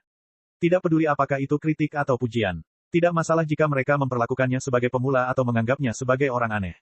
Dia tidak ingin menyia-nyiakan waktu sedetik pun untuk hal-hal kecil ini. Dia hanya ingin ini selesai secepat mungkin sehingga dia bisa melanjutkan ke bagian berikutnya, masuk lebih dalam ke dunia pakaian kristal dan menghargai misteri yang tak ada habisnya sepuasnya. Ekspresi Mao Feng sangat aneh. Dia agak linglung. Dia pergi ke depan Bloody Blade Battle Suite dengan bingung dan menelusuri tekstur yang agak kasar dengan jari-jarinya yang gemuk, menunjukkan ekspresi yang tidak bisa dijelaskan. Lebih dari beberapa dekade yang lalu, Mao Feng juga pernah menjadi peserta pelatihan di kamp pelatihan guntur. Jas tempur pedang berdarah ini adalah rekan dan rekannya di kamp pelatihan. Sampai pelatihan terakhir, ketika mereka menuju jauh ke dalam Wastelen untuk pertempuran sesungguhnya tetapi menghadapi gelombang besar binatang buas, di mana mereka membunuh dan membunuh selama sehari semalam. Meskipun mereka beruntung bisa lolos, Bloody Blade Battle Suite telah sepenuhnya dihapus dan dikirim ke kuburan jas kristal. Mao Feng ingat dengan sangat jelas bahwa baju perang berdarah telah mengalami korosi akibat serangan asam dari 7 dan 8 binatang iblis dan telah berkarat hingga pada titik yang hampir tidak dapat dikenali. Namun, dia tidak pernah membayangkan bahwa keanggunan masa lalunya masih bisa dipulihkan. Terlepas dari beberapa lubang karena telah terkorosi sepenuhnya, sebagian besar tempat memiliki rona darah samar yang masih ada di sekitarnya, dan setiap mesin terbang yang terukir pada setelan kristal itu sangat jelas sehingga dia bisa merasakan detail terkecil bahkan dengan sentuhan sekecil apapun. Mesin terbang Arai berada dalam kondisi yang sangat baik sehingga energi spiritual pasti akan mengalir dengan sangat lancar. Aku tidak menyangka kamu akan melihat terang hari lagi. Mao Feng bergumam pada dirinya sendiri dengan suasana hati yang kompleks. Perasaan antara Exos dan pakaian kristal mereka berada di antara rekan seperjuangan dan hewan peliharaan. Meskipun jas tempur pedang berdarah ini sudah lama tidak menemaninya, namun itu telah menyelamatkan nyawanya, keberadaannya memiliki arti yang sangat istimewa baginya. Sementara Mao Feng diam-diam berkubang dalam emosi, kedua pemurni itu menatap 6 pecahan jas kristal yang diletakkan di tanah dengan tatapan sangat menghargai di sudut. Keenam setelan kristal ini paling banyak mengalami korosi, dan berbagai komponennya hampir tidak dapat menyatu dengan mengandalkan lapisan yang berkarat. Li Yao baru saja memecahkan lapisan berkaratnya dan dengan demikian keenam jas kristal itu benar-benar hancur. Karena kehilangan komponen yang paling penting, mustahil untuk merakit komponen yang tersebar. Yang bisa dilakukan Liao hanyalah menempatkan komponen-komponennya yang tersebar di tanah sesuai dengan perkiraan lokasinya, mengumpulkan komponen-komponen tersebut untuk mencoba dan memberikan penampilan humanoid pada 6 setelan kristal. Masalahnya adalah dia mengatur komponennya terlalu akurat. Entah itu celah atau sudut antar komponen, semuanya sesuai dengan yang ditunjukkan dalam cetak biru, seolah-olah diagram 3 dimensi lengkap disebarkan dengan cermat di tanah dan ditingkatkan ke versi kehidupan nyata. Level ini benar-benar profesional hingga ekstrim di mata kedua penyuling. Setelah setengah menit, mereka berempat sampai pada kesimpulan dengan suasana hati yang sangat rumit.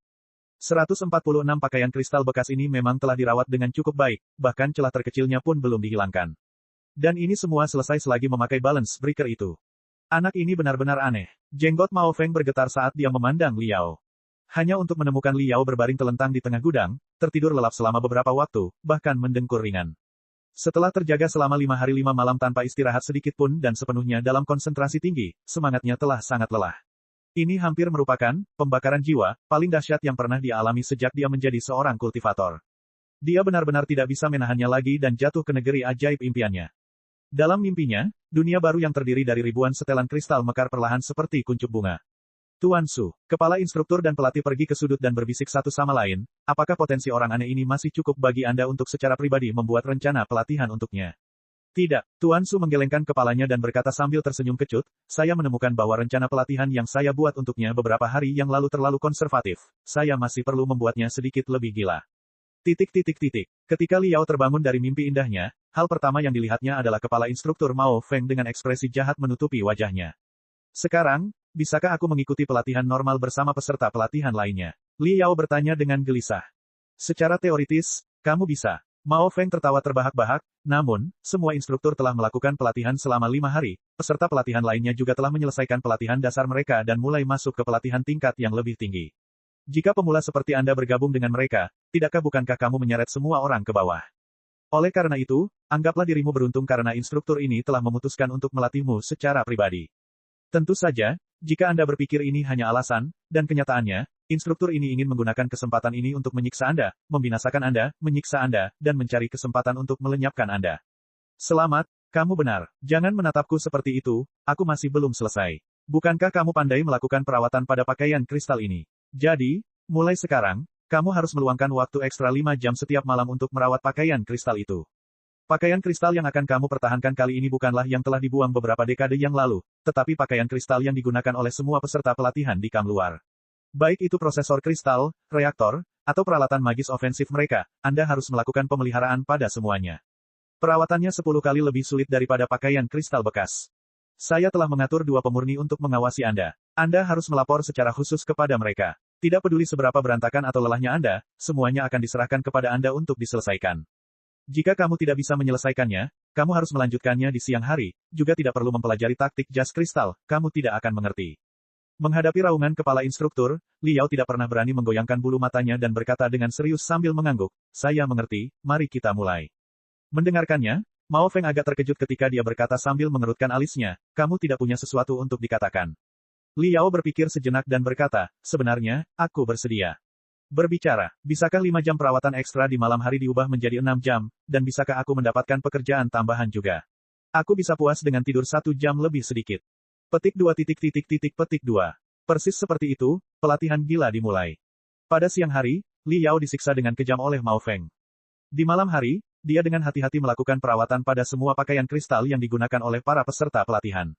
Bahkan dalam tidurnya, dia akan mempelajari cetak biru jas kristal dan manual pemeliharaan dengan gembira. Kamp pelatihan Guntur benar-benar mengikuti mode pelatihan yang sepenuhnya tertutup. Peserta pelatihan tidak dapat menghubungi dunia luar, semua informasi yang dikirimkan harus melalui kamp pelatihan. Setiap 3 hari, Liao memberi dirinya waktu 5 menit di malam hari dan menulis sedikit tentang pelatihannya dan mengirimkannya ke temannya di Grand Desolate War Institution. Ini adalah satu-satunya saat dia bersantai. Dan, teman di lembaga perang terpencil, hanya merujuk pada 1 orang. Ding Lingdang. Kak Ling, hari ini adalah hari ke-8ku di kamp, ini juga hari ketiga sejak pelatihanku dimulai. Kamp pelatihan telah secara khusus memodifikasi setelan kristal pelatihan untukku, ia memiliki mesin terbang susunan penggerak 5 kali lebih banyak daripada setelan kristal biasa, tersebar dari depan ke belakang, kiri ke kanan, atas ke bawah di seluruh setelan kristal. Hal terburuknya adalah hak untuk mengendalikan mesin terbang susunan propulsi ini tidak ada pada saya, mereka dikendalikan dari jarak jauh oleh prosesor kristal dan secara acak akan menembakkan aliran jet yang kuat. Ini seperti tali transparan yang tak terhitung jumlahnya yang menarik saya dengan kejam kapan saja, dan saya kemudian terjatuh ke tanah. Dan saya harus menjaga keseimbangan di bawah aliran jet yang acak ini, dan juga menyelesaikan beberapa rangkaian latihan yang sangat sulit. Misalnya, pada latihan pertama, saya perlu mengambil 100 boneka mini seukuran lalat yang terbang acak dalam waktu kurang dari 1 menit. Saya sibuk hampir sepanjang hari, dan skor terbaik saya adalah menangkap 9 boneka dalam 1 menit. Penampilan saya sangat mengejutkan kepala instruktur Mao Feng sehingga dia menatap saya untuk waktu yang lama sebelum dia menyatakan bahwa dia belum pernah melihat peserta pelatihan bodoh seperti saya.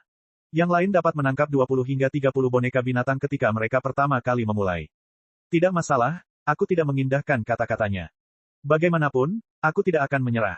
Bab 239, bintang jatuh di kepalaku. Sister Ling, hari ini adalah hari ke-11 saya di kamp pelatihan. Setelah 3 hari berlatih keras, saya bisa menangkap 23 boneka binatang mini di udara dalam 1 menit. Faktanya, permainan ini tidak membosankan seperti kedengarannya. Meskipun saya kelelahan dan kepala saya terasa ingin meledak setelah setiap sesi latihan, saya secara konsisten menangkap 1 boneka binatang mini lebih banyak dari sebelumnya. Rasanya menyenangkan mengetahui bahwa saya mulai menguasainya, selangkah demi selangkah. Kamu juga tergila-gila pada latihan. Jadi, kamu pasti tahu apa yang ingin aku katakan, kan? Kemudian, kepala instruktur Mao Feng mungkin menemukan bahwa saya lebih bahagia daripada sengsara setelah pelatihan. Oleh karena itu, dia meningkatkan kesulitan permainan. Sekarang, di antara 100 miniatur boneka binatang yang perlu saya tangkap dalam 1 menit, ada 5 boneka berbeda yang disebut bomber.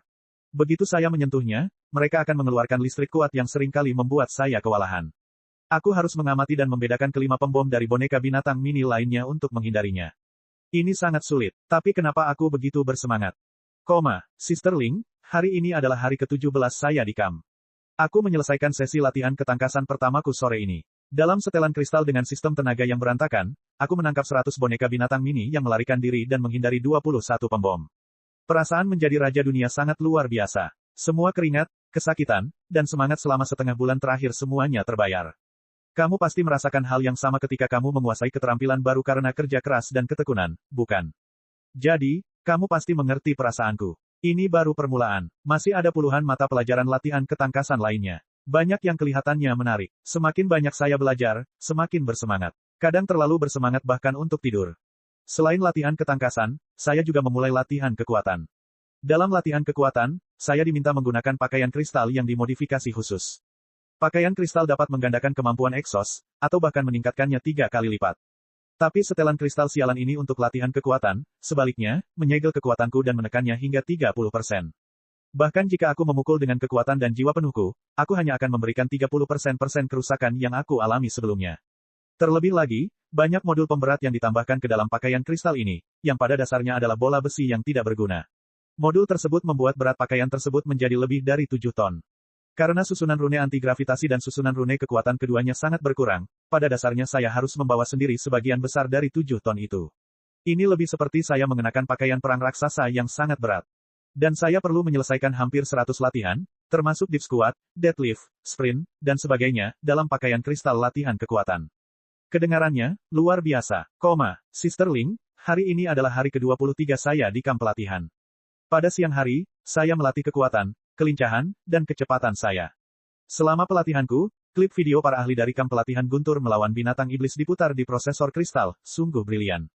Saya harus melakukan banyak tugas. Saat saya berlatih, saya perlu memahami video pertempuran dan menganalisis taktik yang digunakan di dalamnya karena saya perlu menyerahkan laporan analisis pertempuran nanti. Pada malam hari, saya dipanggil ke gudang jas kristal di kamp luar dan memelihara ratusan atau lebih jas kristal di bawah bimbingan 2 refiner berpengalaman. Meskipun ini bukan model terbaru, pakaian kristal tersebut masih berfungsi dengan baik di bawah pemeliharaan dan modifikasi diam-diam dari kamp pelatihan Guntur. Prosesor kristal, reaktor kristal, peralatan sihir inti, semuanya ada di sana. Ketepatan dari pakaian kristal ini adalah 10 kali lebih tinggi dari yang rusak yang saya bicarakan sebelumnya. Pada awalnya, aku sangat bodoh sehingga aku bahkan tidak bisa menyatukan kembali satu pun jas kristal sepanjang malam. Jari-jariku sangat lelah sehingga aku bisa melihat tulang-tulangku. Tetapi dunia pakaian kristal terlalu menakjubkan bagi saya untuk peduli dengan lecetnya. Kamp pelatihan Guntur memiliki peralatan medis yang sangat canggih. Bersama dengan salep rahasiaku, luka-lukanya dapat sembuh total dalam beberapa menit. Saat jari-jariku aus, aku menggunakan peralatan medis dan salep rahasia untuk mempercepat penyembuhan. Usang lagi, sembuh lagi. Setelah sekitar 100 kali pengulangan, kecepatanku menyatukan kembali setelan kristal semakin cepat dan semakin cepat, hampir sama dengan kecepatan 2 refiner berpengalaman. Saat ini, Mereka memandang saya sebagai makhluk gaib. Saya juga mendapat manfaat tambahan dari kejadian ini. Karena jari-jari saya patah dan diperbaiki berkali-kali, kulit di jari-jari saya jauh lebih lembut dari sebelumnya, yang secara signifikan meningkatkan sensitivitas saya.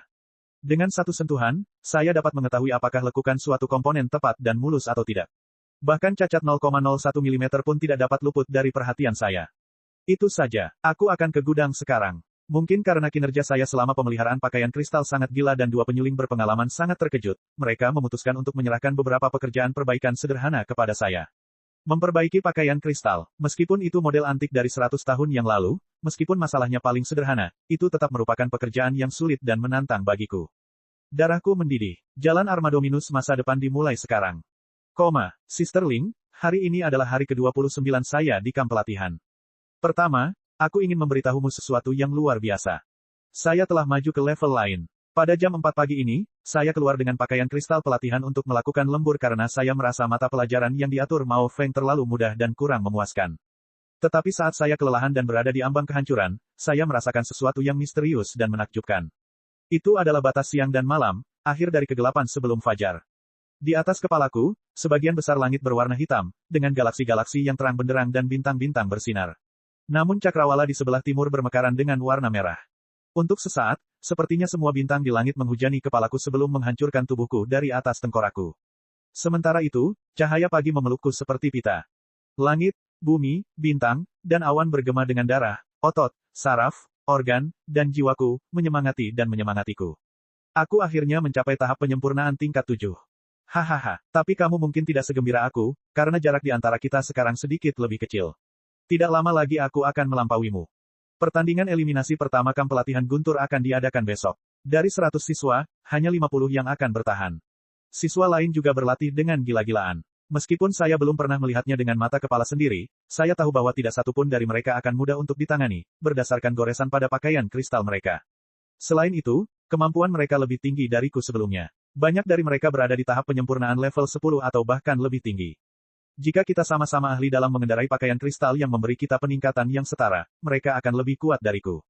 Jika saya ingin bertahan, hanya ada satu cara, lakukan yang terbaik. Bang, bang, bang, dua jas kristal, satu berwarna merah dan satu lagi berwarna hitam, keduanya bergerak cepat, terlibat dalam pertarungan brutal di tegalan yang penuh kabut asap beracun. Tabrakan perisai spiritual memicu gelombang ledakan kuat yang memutarbalikkan sinar cahaya dalam jarak 100 meter persegi, membuat segalanya tampak seperti adegan dalam film. Tiba-tiba, setelah suara logam terkoyak, setelan kristal merah itu meledak dan jatuh ke tegalan dengan cipratan besar seperti layang-layang yang talinya putus. Beberapa instruktur yang memperhatikan dari dekat segera bergegas mengenakan pakaian kristal mereka. Mereka menyelamatkan siswa tersebut di tegalan dan membawanya ke ruang pengobatan keliling. Nomor 57 menang. Nomor 39 gagal. Dieliminasi. Jeritan gembira datang dari setelan kristal hitam. Ini adalah pertandingan eliminasi pertama dari kamp pelatihan Guntur. 100 siswa tersebut dibagi menjadi dua kelompok sesuai dengan peringkatnya. Mereka yang peringkatnya di atas 50 akan menarik undian dan memilih siswa yang peringkatnya di bawah 50 secara acak. Keduanya akan bertarung sampai salah satu dikalahkan. Pemenang akan dapat tinggal di kamp pelatihan Guntur, menerima pelatihan yang lebih ketat, dan belajar lebih banyak tentang seni pakaian kristal. Yang kalah harus berkemas dan pergi. Namun sebelum mereka diberhentikan, pihak pemusatan latihan akan memberikan laporan analisis rinci, yang disusun oleh para perencana pelatihan tangguh sesuai dengan kinerja mereka selama sebulan terakhir, kelebihan dan kekurangannya, serta rencana pelatihan di masa depan. Laporan analisis dan rencana pelatihan saja sepadan dengan biaya sekolah yang mahal. Itu juga salah satu alasan mengapa kamp pelatihan Guntur populer selama beberapa dekade dan dipuji oleh banyak EXO. Di bawah tanah, di ruang persiapan. Sebelum setiap pertandingan, para peserta diberikan ruang rahasia untuk melakukan pemanasan dan penyesuaian diri. Mereka juga bisa menyaksikan penampilan gemilang siswa lain melalui layar. Liao melakukan push-up, bukan di tanah, tapi di langit-langit. Seperti kadal raksasa, dia menempelkan dirinya pada beberapa celah di langit-langit yang lebih tipis dari udara dengan kekuatan jari tangan dan kakinya, yang memungkinkan dia melakukan push-up terbalik, yang tak terbayangkan. Centang taktik. Keringat Liao mengalir di celah di antara otot-ototnya yang terpotong tajam dan berkumpul di tulang punggungnya, sebelum jatuh ke tanah di mana sebuah danau kecil terbentuk. 122, 123. Liao merasa dia tidak cukup menikmati dirinya sendiri. Dia melompat turun dan melihat sekeliling. Beberapa halter seberat beberapa ratus kilogram menarik perhatiannya. Dia mengikatnya di pinggangnya, melompat kembali ke langit-langit, dan melanjutkan push-up terbalik. 124, 125, 327, 431. Inilah yang dilihat Mao Feng ketika dia memasuki ruangan. Dia tertegun sejenak, sebelum mundur dengan tenang. Di luar ruangan, dia menarik napas dalam-dalam dan mengusap wajahnya dengan keras untuk mengubah keterkejutannya menjadi kemarahan. Dia masuk kembali ke ruangan dan berteriak sekeras-kerasnya. Liao, apa yang kamu? Liao melompat turun dan berjalan di depan Mao Feng. Dia menatap lurus ke mata Mao Feng dan bertanya dengan hati-hati, Kepala Instruktur, bolehkah saya mengusulkan revisi kecil? Bab 240, terlalu lancang. Mao Feng linglung dan amarahnya meledak. Revisi kecil. Untuk pria yang tidak memiliki bakat seperti Anda, yang hampir tidak membuat kemajuan apapun dalam pelatihan selama sebulan terakhir, apa yang membuat Anda berpikir bahwa Anda memenuhi syarat untuk mengusulkan revisi? Giliranmu akan segera tiba. Lawanmu adalah orang yang sangat kuat. Aku yakin kamu akan dihancurkan dan diusir dari kamp pelatihan Guntur sebentar lagi. Revisi apa yang mungkin bisa membantumu setelah itu? Liao berpura-pura tidak mendengar apapun. Dia berkata dengan tenang, inilah tepatnya yang saya bicarakan. Kepala Instruktur, bisakah Anda berhenti berbicara sampah seperti itu? Ini benar-benar membuang-buang waktu saya. Mata Mao Feng melebar seperti mata banteng. Apa? Liao menjawab dengan tenang, Kepala Instruktur, jika Anda telah mempelajari profil saya sebelumnya, Anda harus menyadari bahwa saya belum menyentuh pakaian kristal sampai sebulan yang lalu dan saya tidak tahu apapun tentang dunia baru yang luar biasa ini. Aku bukan orang bodoh. Awalnya, kamu kesal dan menyatakan bahwa aku tidak punya bakat apapun dalam menggunakan pakaian kristal setelah kamu melihat penampilanku yang memilukan, dan aku membelinya. Tetapi kemudian, ketika aku semakin akrab dengan pakaian kristal dan mengetahui lebih banyak tentang sifat-sifat model yang berbeda, aku sadar bahwa pasti ada sesuatu yang salah dengan ular batu 7 langkah yang aku kendarai. Sikapmu aneh sekali, setelah kecelakaan itu juga. Jadi, kemarin sore, saya secara khusus meluangkan waktu 17 menit 24 detik untuk menganalisis semuanya dalam retrospeksi. Kesimpulan saya adalah ada kemungkinan 97% bahwa, karena bakat luar biasa yang saya tunjukkan dalam pakaian kristal, Anda terkesan dan memutuskan untuk menerapkan metodologi pelatihan yang tidak biasa kepada saya. Kau membuatku bersemangat dan, dengan memanfaatkan semangat gigihku, kau merancang serangkaian tugas mustahil yang mempercepat pertumbuhan dramatisku. Faktanya, aku tidak seburuk yang kamu katakan. Sebaliknya, aku sangat hebat, bukan? Mao Feng terdiam untuk waktu yang lama. Liao melanjutkan, mendorong seseorang untuk bertindak dengan sarkasme adalah strategi lama. Aku seharusnya sudah memikirkannya sejak lama. Namun, dunia pakaian kristal terlalu menggoda untuk saya lepaskan. Saya hanya berharap bisa mencurahkan setiap detik yang saya miliki untuk misteri pakaian kristal. Itulah sebabnya, meskipun saya sudah lama merasa ada yang tidak beres, saya tidak pernah meluangkan waktu untuk menyelidiki masalah tersebut. Sampai kemarin, ketika saya melakukan beberapa perhitungan. Selama 30 hari terakhir, Anda menghabiskan rata-rata 12 menit dan 37 detik setiap hari untuk melecehkan saya secara verbal, berharap untuk membangkitkan ambisi saya melalui ejekan. 12 menit 37 detik hanya membuang-buang waktu di mata saya. Ambisi saya sudah mencapai puncaknya tanpa rangsangan apapun. Jadi, jika saya menghabiskan 12 menit 37 detik untuk latihan, saya akan mampu menguasai 2 mata pelajaran lagi dan meningkatkan kemampuan saya hingga 0,05%. Itulah sebabnya aku memutuskan untuk menjelaskannya padamu. Aku berbeda dari orang lain. Tolong jangan menganggapku sebagai orang biasa, dan tolong berhenti membuang waktu kita dengan pembicaraan sampah itu. Jika kamu benar-benar ingin menyiksaku, tolong atur mata pelajaran yang lebih sulit, lebih gila, dan lebih gila bagiku, daripada hanya mencoba mengintimidasiku dengan mulutmu. Hanya itu yang ingin saya katakan. Permisi, saya akan naik panggung sekarang, Kepala Instruktur. Liao mengangguk dan keluar dari kamar. Mao Feng benar-benar bingung. Dia berdiri sendirian di kamar untuk waktu yang lama. Wajahnya berubah dari merah menjadi ungu menjadi hitam, dan pada akhirnya wajahnya begitu muram hingga seolah-olah ada tinta yang tumpah kapan saja. Ledakan. Mao Feng menginjak kakinya dan lantai langsung hancur. Wah, itu terlalu lancang. Kepala Instruktur Mao Feng berteriak dengan keras. Di lorong yang panjang dan sempit, Liao menyalakan prosesor kristalnya dan membaca profil lawannya saat dia berjalan. Sayangnya, dia dipasangkan dengan pemain nomor 9. Sebagian besar dari 10 siswa teratas memiliki banyak pengalaman EXO. Banyak dari mereka bahkan merupakan jurusan Battle Suite dari universitas terkenal. Nomor 9, bernama Zhou Zhenghao, memiliki latar belakang yang tidak diketahui. Namun menurut profilnya, dia adalah seorang ahli di tahap penyempurnaan tingkat 10. Pakaian kristal hanya dapat meningkatkan kemampuan tempur asli pengguna, yang lebih penting daripada peningkatannya. Sekarang, karena lawannya 3 tingkat lebih tinggi dari Liao, dia bisa menghancurkan Liao dengan mudah, bahkan jika mereka berdua sama-sama ahli dalam mengoperasikan pakaian perang mereka. Peluang menangnya pun tidak akan kecil, kecuali keterampilannya jauh lebih baik daripada lawannya. Kekuatan lawannya memenuhi mata Liao dengan kegembiraan. Liao berjalan menuju gudang jas kristal sambil berpikir, bagus sekali. Ini adalah pertarungan nyata pertamaku dalam setelan kristal. Sungguh luar biasa aku diberkati dengan lawan yang kuat.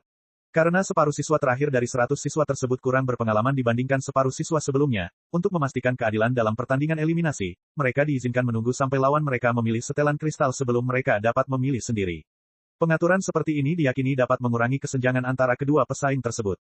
Segera, pilihan nomor 9 ditampilkan pada prosesor kristal, Thunder Axe Battle Suite. Thunder Axe Battle Suite adalah setelan kristal super berat, tinggi 2,65 meter, dan berat 13,21 ton. Itu adalah setelan kristal paling besar dan rumit di antara semua setelan kristal tingkat rendah yang disediakan oleh kamp pelatihan. Tentu saja, ia juga memiliki persenjataan yang besar. Sistem pedang terbang honeycomb di bahunya mempunyai 360 pedang terbang kecil di dalamnya. Keempat Thunder Axe di bagian luar lengan dan kakinya juga bisa menghasilkan damage yang tak tertandingi. Thunder Axe Battle Suite adalah favorit pria berotot sepanjang masa. Selama pemakainya memiliki kekuatan yang cukup, setelan kristal itu akan menjadi guillotine berjalan. Sepertinya nomor 9 akan menjadi orang yang serakah. Seorang pria husky di tahap penyempurnaan tingkat 10 sekarang mengenakan pakaian pertempuran kapak guntur. Benar-benar membekukan darah. Pakaian mana yang harus kupilih untuk melawannya? Wajah Li Yao dibalut campuran kegilaan, obsesi, kenikmatan, dan kegembiraan. Seperti seorang pemuda yang sedang berkencan dengan kekasihnya, seorang pembunuh yang siap membalaskan dendam ayahnya, seekor ular yang mengunci mangsanya di hutan yang gelap, dan seorang anak laki-laki yang baru saja menemukan permainan baru dan sedang menjelajahi dunia, aturan itu.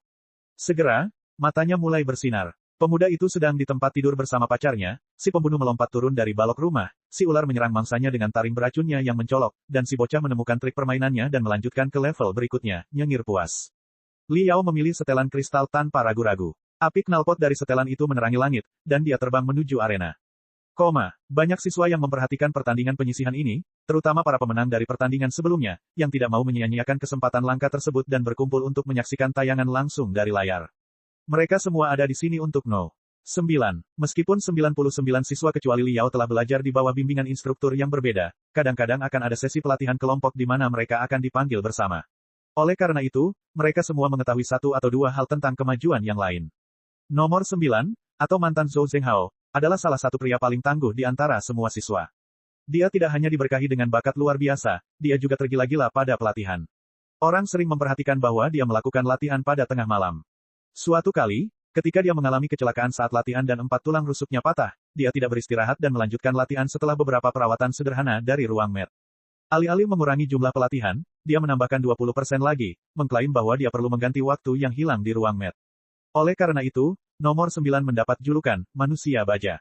Dia adalah salah satu EXO terbaik di antara EXO tipe berotot. Setelah dia mengenakan setelan kristal super berat seperti pakaian pertempuran kapak guntur, bahkan Long Qianyu dan Yuan Yeshi perlu memberikan perhatian penuh karena mengetahui bahwa mereka tidak boleh terlalu berhati-hati. Pertandingan yang diikuti oleh pria tangguh seperti itu pasti layak untuk disaksikan. Satu-satunya penyesalan adalah lawannya terlalu lemah.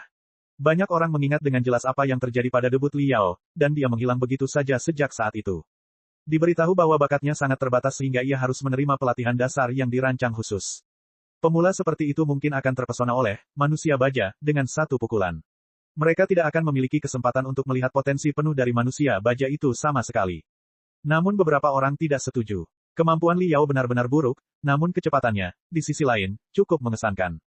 Jika dia telah menguasai beberapa keterampilan mengemudi dasar untuk menstabilkan kecepatannya, dengan bantuan setelan kristal tipe kecepatan, ada kemungkinan besar dia bisa menghindari pria baja itu untuk sementara waktu.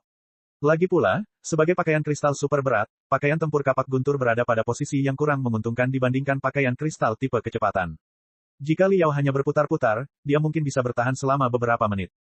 Kemudian topik pembicaraan berubah menjadi berapa lama Li Yao bisa bertahan di bawah pemboman manusia baja.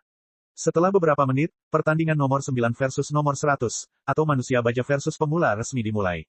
Ada 8 arena di kamp luar yang menyimulasikan lingkungan alam berbeda. Tempat pertandingan eliminasi akan menjadi tempat acak setelah pengundian. Sayangnya, Li Yao menggambar medan perang gurun pasir. Di gurun yang luas, tidak ada tempat berlindung atau wilayah kompleks yang bisa dimanfaatkan. Ini akan menjadi kompetisi kemampuan tempur yang paling mudah. Ketika 2 jas kristal itu terbang ke medan perang dan mendarat di gurun dengan badai pasir kecil, semua orang terkejut. Mereka semua mengira Li Yao sudah menyerah karena putus asa. Baju tempur kapak guntur. Ada 2. Pemula itu juga memilih pakaian tempur kapak guntur. Apakah dia gila? Mengetahui bahwa keahliannya adalah kecepatan, namun memilih setelan kristal yang lambat dan sangat berat, dia melepaskan satu-satunya keuntungannya begitu saja. Apakah dia memutuskan untuk melakukan panco dengan Zhou Zhenghao, si manusia baja? Sementara mereka menyaksikan dengan bingung dan tidak mengerti, kedua Battlesuit Thunder Axe telah meningkatkan energi spiritual mereka secara maksimal, melepaskan warna-warna indah dari punggung mereka. Mereka berlari ke arah satu sama lain, diselimuti oleh dua kepulan asap. Battlesuit Thunder Axe melawan Battlesuit Thunder Axe, super berat melawan super berat, pertarungan antara baja dan daging akan segera dimulai. Cek cek cek cek cek cek cek cek. Rakan-rakan kultivator sekalian, sebelum retret, sila terus berkultivasi untuk jurus subscribe, like, share dan komentar agar Sekte Novel Sadim terus berkembang pesat.